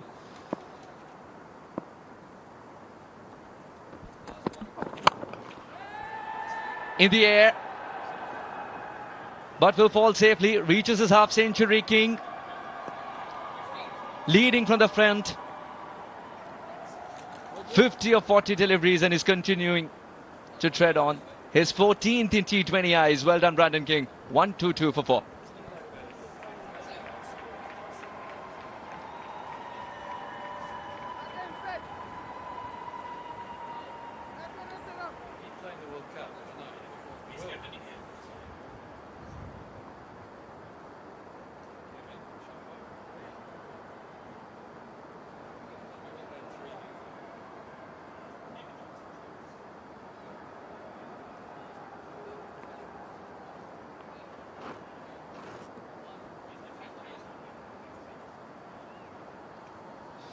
Of 40 deliveries for the skipper.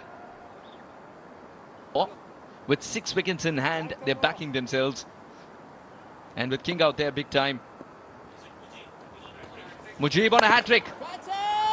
That's up in the air. And taken. Hat-trick for the magician. Mujib gets rid of the opposition skipper.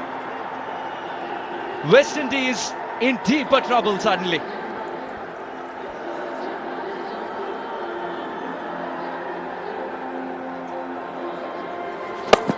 Went high, and he didn't get all of it, and he knew that from the moment he hit it. It was a very comfortable catch, and will give Mujib, well, quite an easy hat-trick in the end. They never come easy. That was a gift of sorts, and, well, the King onslaught. Any chance West Indies had of a victory, he feels just shading with every wicket. 50 he goes for, 4 big sixes, 122 for 5.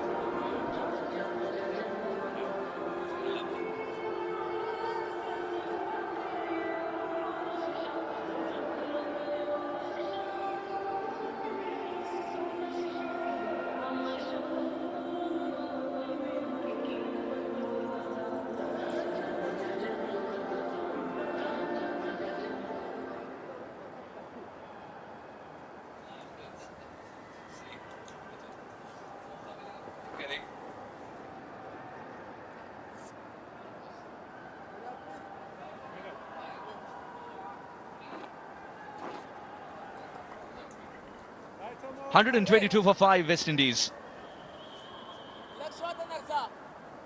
Ford walks in. Samson still new to the crease. And he's been asked to score 14 and over here. That's the assignment. 109 runs in 15 games. Today, can it be the day where he can better his best?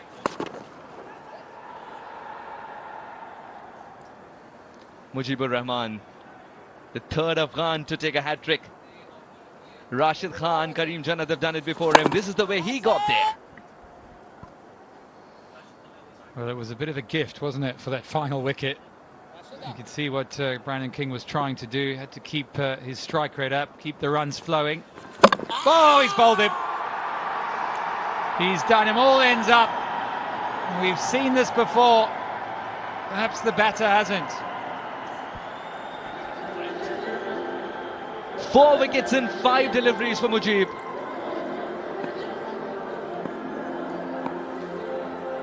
This time kept it straight, quick, and it did the trick indeed.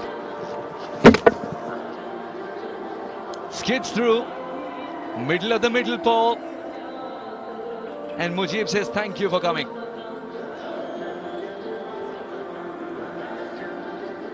That's the end of Quentin Sampson. 2 of 4 for him, 1, 2, 3 for 6.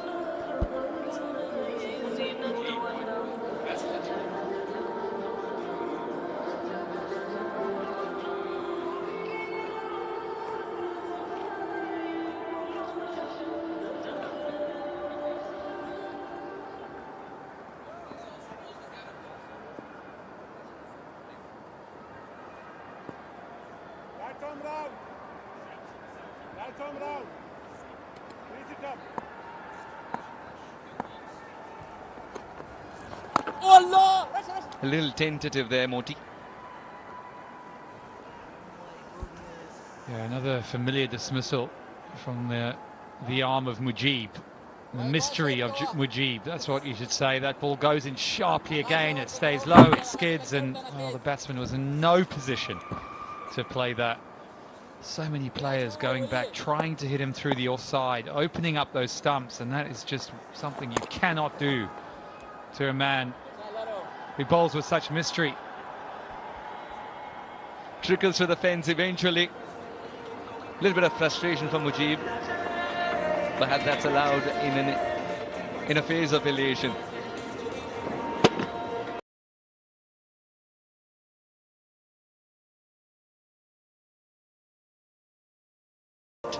To the batter.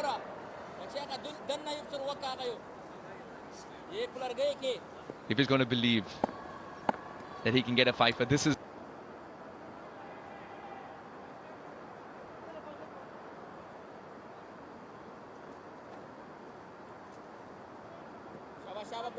boys.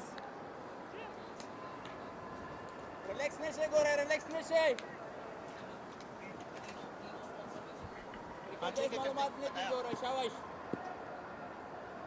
Mujib Zadran, what a name, what a talent. 4 for 21. He's changed this game back into the favor of Afghanistan. And he is got a hat-trick here in this match. Catch it! A shout of catch it and taken. You can't keep Rashid Khan without a wicket for too long.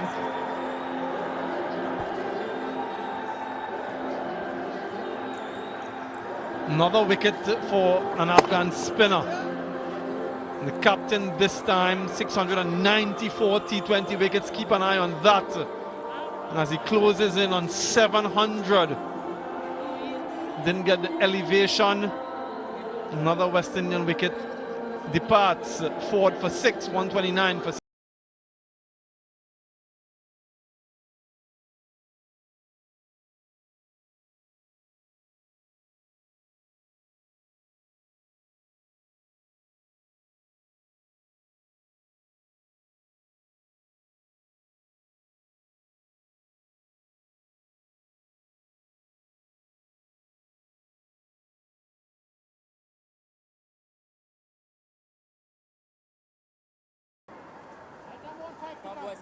Come on, boys.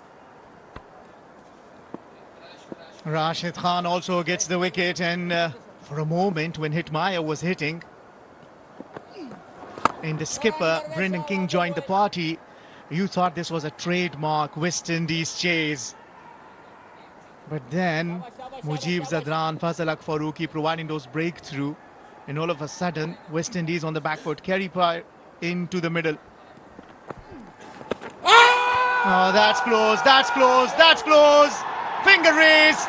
Another one down to Rashid Khan. Yeah, I think he's going to review. And the question will be whether or not it pitched outside leg stump. It's always the question for the right-hand bowler bowling against the left-handed batter. And we'll have to have a closer look as to exactly where this one pitched.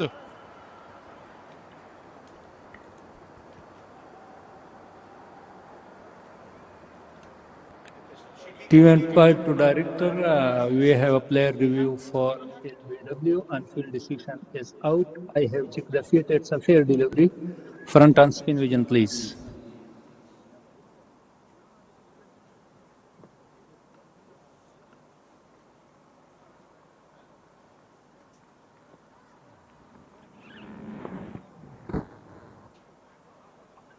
Yeah, it's a very close to the bat. Can we confirm it, Alfred, please?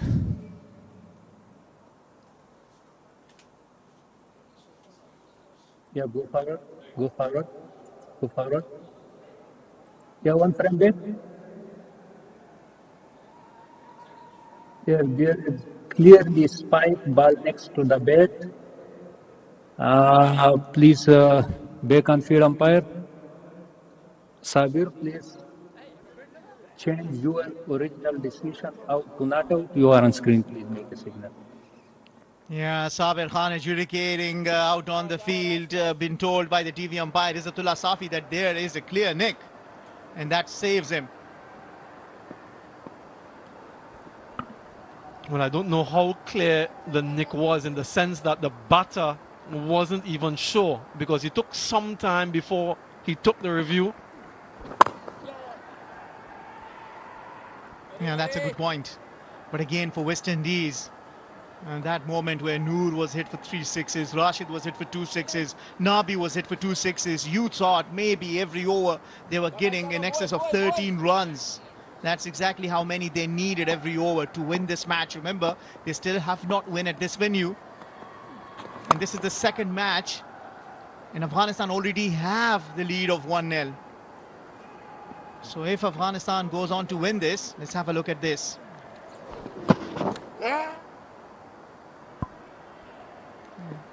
Well, the finger was raised, but that nick saves him. This one's going way down the leg side. 2 runs and a wicket in that over. After 17, it's 131 for 7.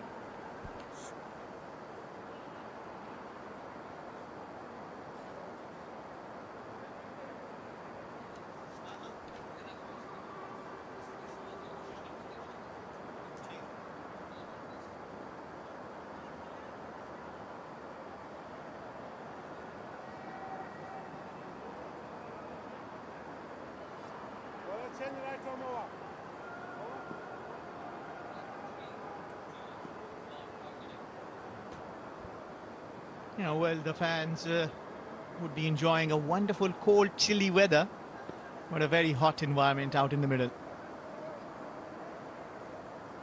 Afghanistan bowlers, in particular the spinners, have been doing their job in the last 2 matches for Afghanistan.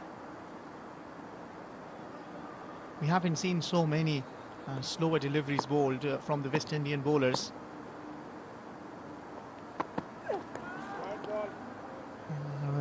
Shimran Hitmaya was hitting it well, and then Fazal Faruqi bowled that deceptive slow ball, and that's where from the downfall started. But the talk of the town is the hat-trick boy Mujibullah Zadran, who was menacing, magical tonight.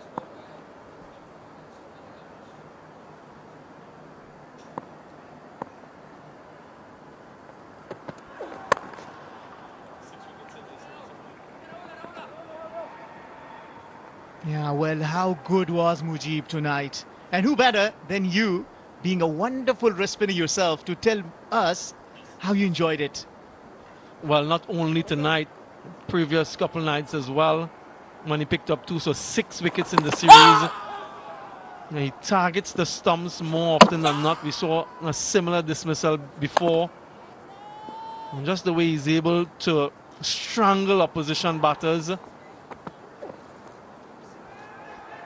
2 wickets in succession in a previous over, and then a wicket off the first ball to get the hat-trick. Only a 3rd player from Afghanistan to get a hat-trick in this format. Finishing with figures of 4 for 21. Another sensational display from Mujib. Well, we know they can hit. Gandhi. Welcome boundary. This from Pair to break the shackles. But is it one shot? Too many, too little to say? Well, they've hit more sixes in this match than Afghanistan. 11 sixes to the West Indies as compared to 8 from Afghanistan. But again, it's the dot balls, 50 of them already. Afghanistan only had 33 in their innings. So they scored off more deliveries and ended up on 189. And that's where the West Indies will need to continue to work. If they can convert 10 of those dot deliveries into ones and twos, that's potentially 20, 25 runs more where they can be at the moment. Yeah, once again, a big heave towards the leg side. This is 10 runs in the last 2 deliveries. Remember, now the equation has come down to 47 of 14. Have we got some magic lift here at the West Indian innings? Can they pull off this must win in the context of this Afghanistan West Indies T20I series?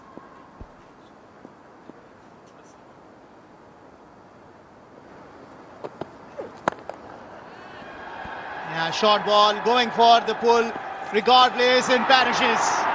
One shot too many, and Asmatullah Omarzai finally has the last laugh. Yeah, celebration.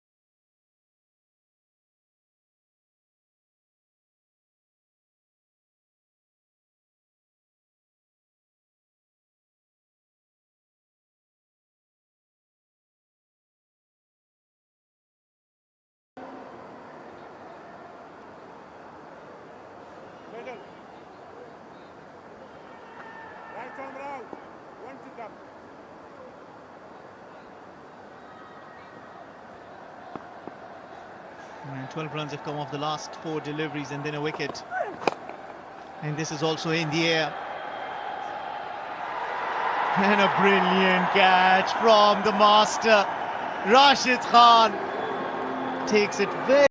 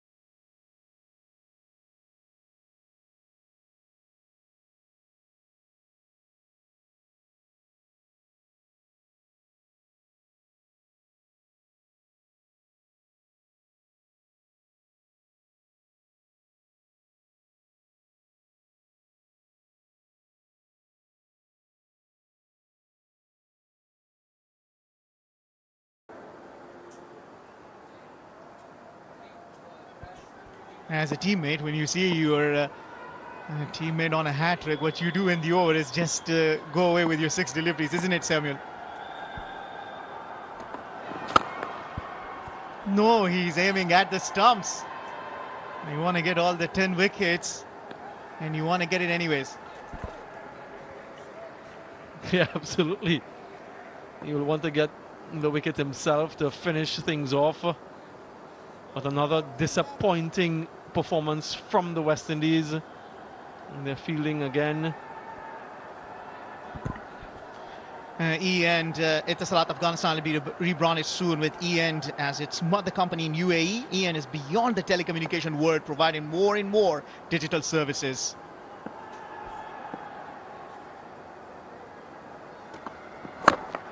Fazalak Farooqi aims at the wicket. Where is Azmatullah Omarzai? Does he even know that he's on a hat-trick?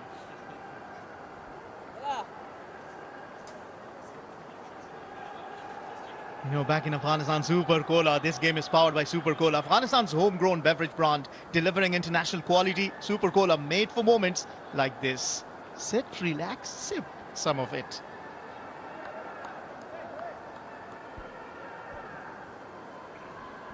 It really is a Super Cola moment. Hat-trick already, and another hat-trick beckons unless Farooqi can clean things up. This time around, bowls it slower. And well played by Moti. We know he can bat.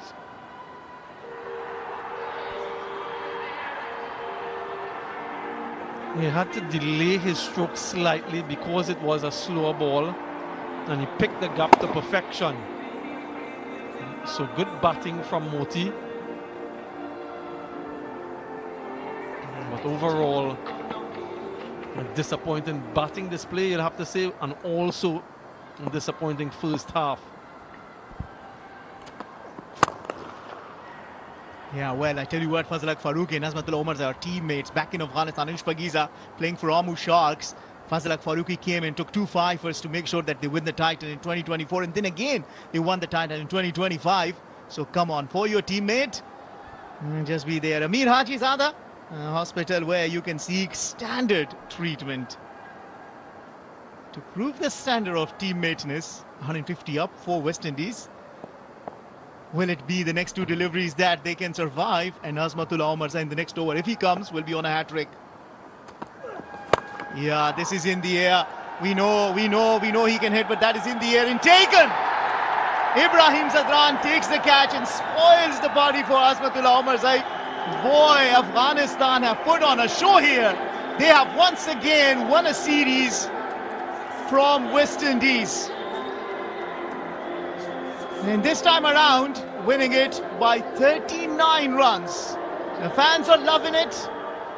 And Afghanistan would certainly love it before the T20 World Cup. The kind of preparation and the kind of skill show that they have demonstrated here in UAE. West Indies, on the other hand, still remain winless at this venue, Dubai International Cricket Stadium. Yeah, many congratulations to Afghanistan, an unassailable 2-0 series lead. So rightly mentioned, West Indies failing yet again to win at the Dubai International Stadium, and another series win in this format, the last one coming in 2019 when Afghanistan won that bilateral series, and under this man leadership they've won another one. Brilliant preparations for them as they head into the T20 World Cup in a few weeks' time, actually. But lots to ponder for the men in maroon. They'll have to regroup. It's not too much time before the third and final game. It's back-to-back matches here.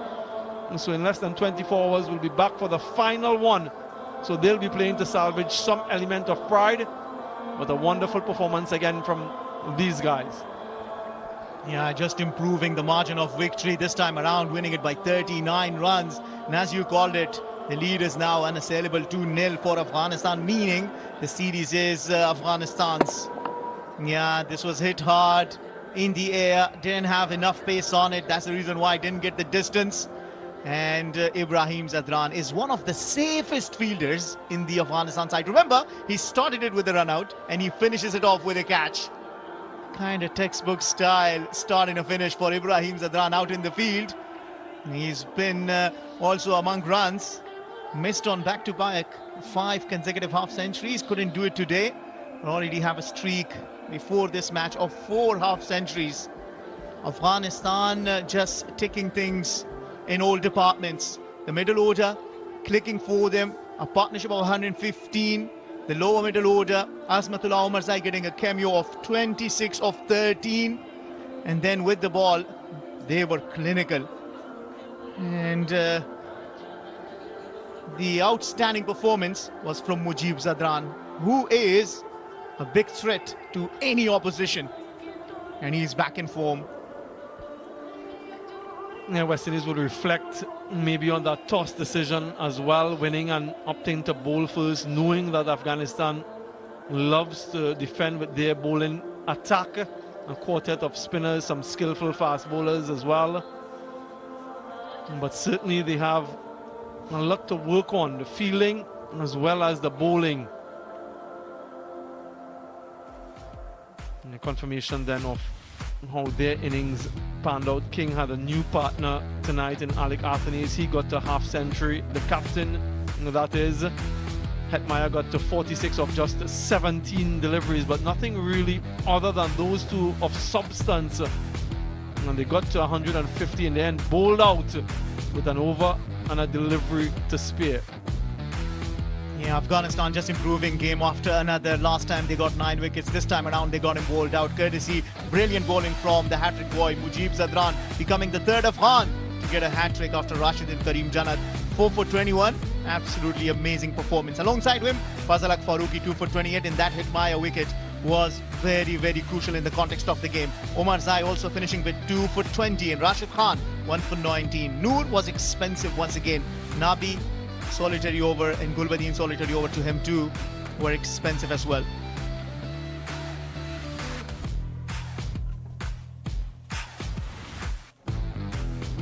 And this is what happened. Afghanistan were put to bat and they got 189 for 4. Courtesy brilliant batting from Darvesh Rasuli, who got 68 of 39. Siddiqul Athir putting together that 115-run partnership for the third wicket, got his 53 as well. Umar Zai got a good cameo of 26, remained unbeaten. In response, West Indies didn't have answers to the mystery of Mujib Zadran, who got 4 for 21.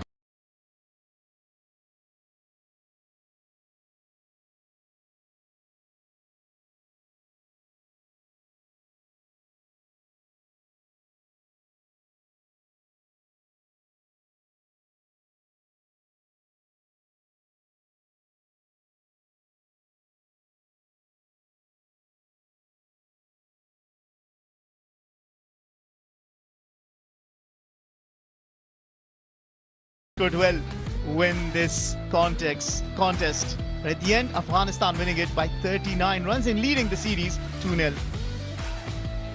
And take a short break, and we'll be back with the presentation ceremony.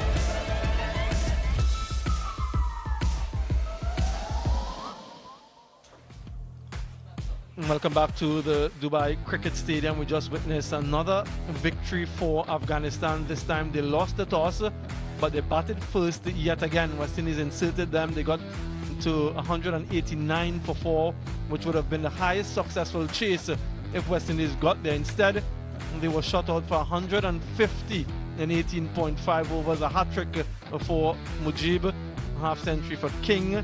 Afghanistan winning game 2 and taking an unassailable 2-0 series lead. Let's have a reflection then of how that innings panned out. They needed a good start, the West Indies, and for that they had a change at the top of the order. Alec Athanaze with Brandon King, but he was run out quite early in the plot. 9 for 1. The West Indies, a direct hit. Brandon King gave himself some room, got a boundary through the offside. Evan Lewis batting at position 3, found the boundaries a couple times himself, but trying to go for another. That man struck Mujib, the first of his 4 wickets, and then he got another. Johnson Charles, his stay was brief. Shimron Hetmyer though struck some lusty blows. Yeah, well, until he was there, things looked different, wasn't it? 3 sixes in the Noor's over was when you thought that maybe this is the trademark chase. And then Rashid Khan, whose economy been under 5, was taken on by the skipper Brendan King for 2 back-to-back sixes. And they didn't spare the spinners. Muhammad Nabi came in. Shimron Hetmyer was in a different mood today. Hit him for 2 sixes as well. But then, after that, a 68-run partnership fell. Things didn't look so good for West Indies. Fazalak Farooqi came and was brought to break that partnership. When he came, he was hit for 6 by the skipper, but Shimron Hetmyer, trying to play the off stump, was not able to and got out, caught by Ibrahim Zadran. Well, 6s kept being hit, as it is that tonight West Indies have hit more 6s than Afghanistan, but because there wasn't much of strike rotation, they couldn't get to 190. Mujib, this is when he completed his hat-trick, and this is the second time that he got Brendan King out here at this series. Altogether, he's got him out 3 times. And then the wicket just kept falling. Rashid Khan came, also took a wicket. Azmatullah Omarzai was on a hat-trick too before he was hit for a couple of shots and got back-to-back wickets. That was the wicket of Shamar Joseph. And then to finish things off, Simmons, the last batter to be dismissed. So another clinical performance from Afghanistan and another series defeat for the West Indies. They'll go back to the drawing boards, no doubt, and see where they can improve. Lots of areas for improvement, actually. But confirmation of how things have gone so far. Afghanistan winning by 38 runs and doing incrementally better in the second T20I, winning by 39 runs. Final match comes up tomorrow at this stadium. Let's head pitch side for the post-match presentation. Afghanistan once again keep the West Indies at bay and clinch the victory. 2-0 now the series with 1 more to play. Hello and welcome to the post-match presentation of EN Cup presents Afghanistan versus West Indies T20I Series 2026, powered by Super Cola. It's time to thank our sponsors. First up, Etisalat and Go for More. Super Cola, share the love. Amir Hajizada Hospital, your health is our priority. Kardan University, Trans Group, Q Tickets, Bani and Dubai Sports City. Let me introduce you to the post-match presentation party alongside me. We have with us Mr. Khalil Rahman Bilal, representative, Amir Hajizada Hospital. Mr. Kefayatullah Nabikhil, Marcom Director, Etisalat, Afghanistan. And we have with us Dr. Ahmed Farid Stanikzai, Afghan businessman. Very warm welcome, gentlemen. I request Mr. Khalil Rahman Bilal to give away the first award, that is the game changer of the match check. Afghani 40,000 to Darvish Rasuli for that spectacular 68 of just 39 deliveries.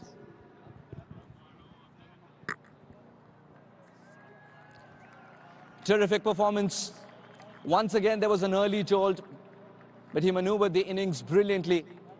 Picked up pace with Sadiqullah in the middle overs. Really well done.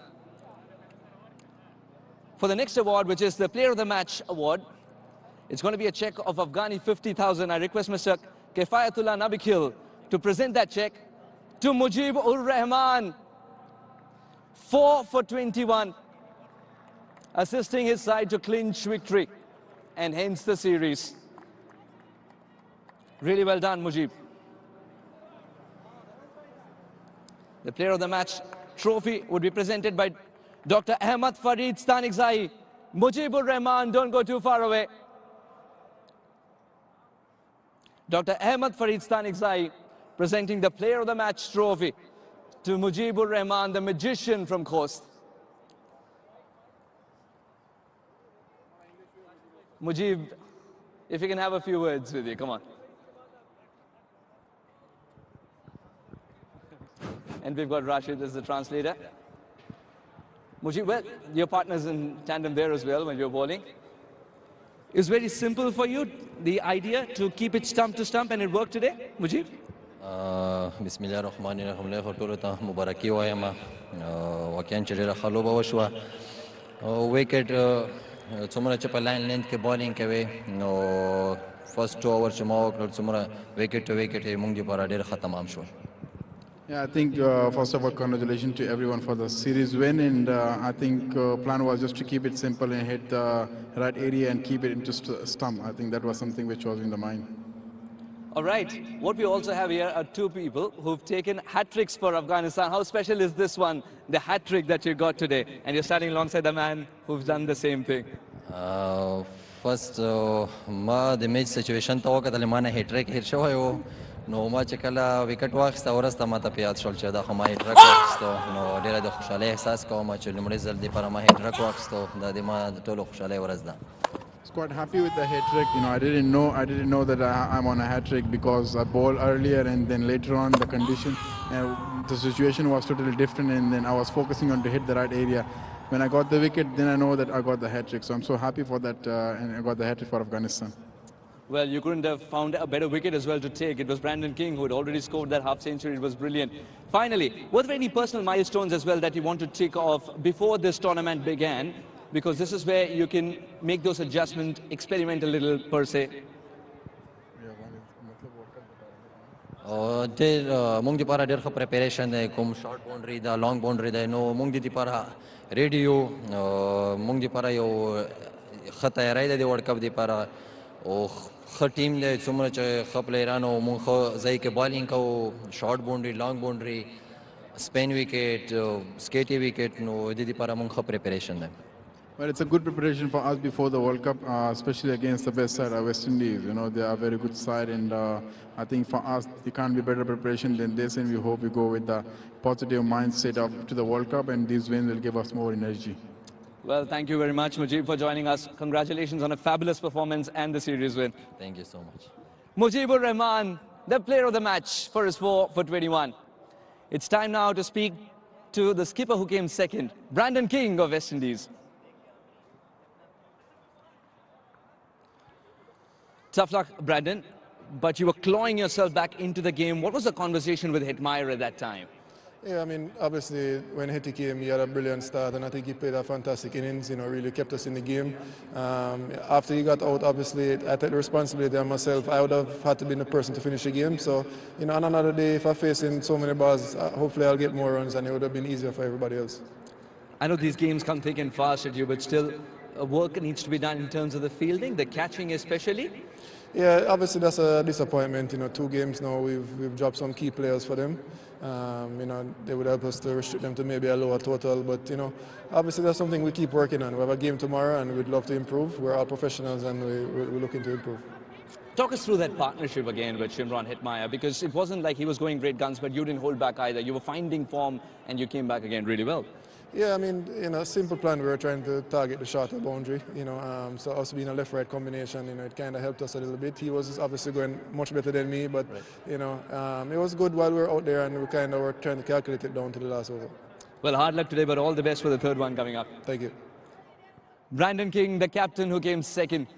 It's time now to speak to the winning skipper, Rashid Khan of Afghanistan. Rashid, absolutely clinical. Having said that, this was a different challenge for you.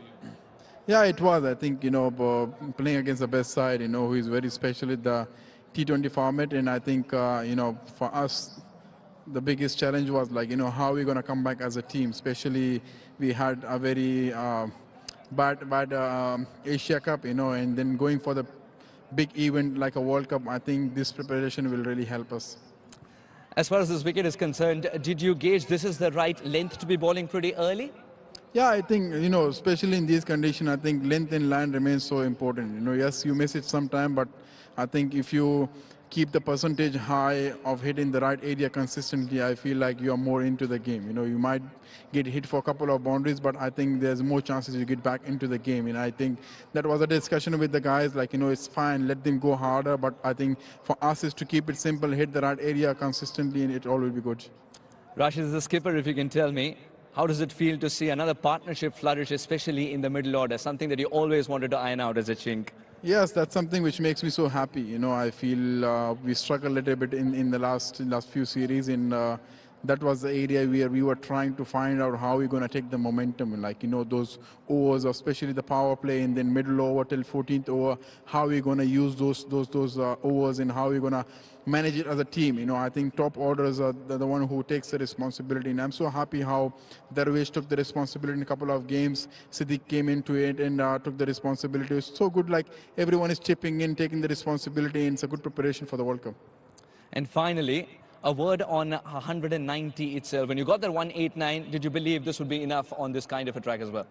Well, discussion was there. We don't look to how much we have made. It's all about like how much effort we put in the ground. That's something which for me is more like, forget about what the score we're defending. It's more about the right length and keep hitting it. Like, in T20, couple of partnerships take the game away from you. Like it happened, hit Maya the way he started hitting the ball, then things were totally different. So it just realized, keep reminding you, like, it's not like something which you took a couple of wickets and you won the game. I feel like you have to put the effort till the last ball, and I think that's something which everyone did today.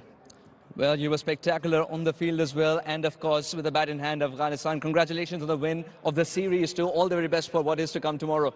Thank you so much. Thank you. Rashid Khan, the winning skipper of Afghanistan. That's all we got for you from the post-match presentation. Back to you, commentators. Yeah, well, Afghanistan take that unassailable lead in this series 2-0, and this is what happened today. West Indies won the toss, decided to field first. Was a bit of a strange decision. And you see the result and you'll tell maybe, yeah, they should have batted first, because Afghanistan always enjoys batting first. In batting first, they scored 189. Losing 4 wickets courtesy that 115-run partnership for the third wicket between Rasuli and Siddiqul Athar. West Indies, well, there were patches where they looked really threatening. Brendan King got a half century, Hitmyer 46 of 17. Things looked completely different at that stage. But then Farooqi took that wicket of Hitmyer, and Mujib, who got his hat-trick tonight, finishing on 4 for 21, was unplayable in this game. And finally Afghanistan winning it by 39 runs and taking the lead 2-0. Well, in less than 24 hours, tomorrow at 6:30 local time at Dubai International Cricket Stadium, we will have the third and the final match of this Ian Cup, Afghanistan versus West Indies T20I Series 2026, powered by Super Cola. Stay tuned.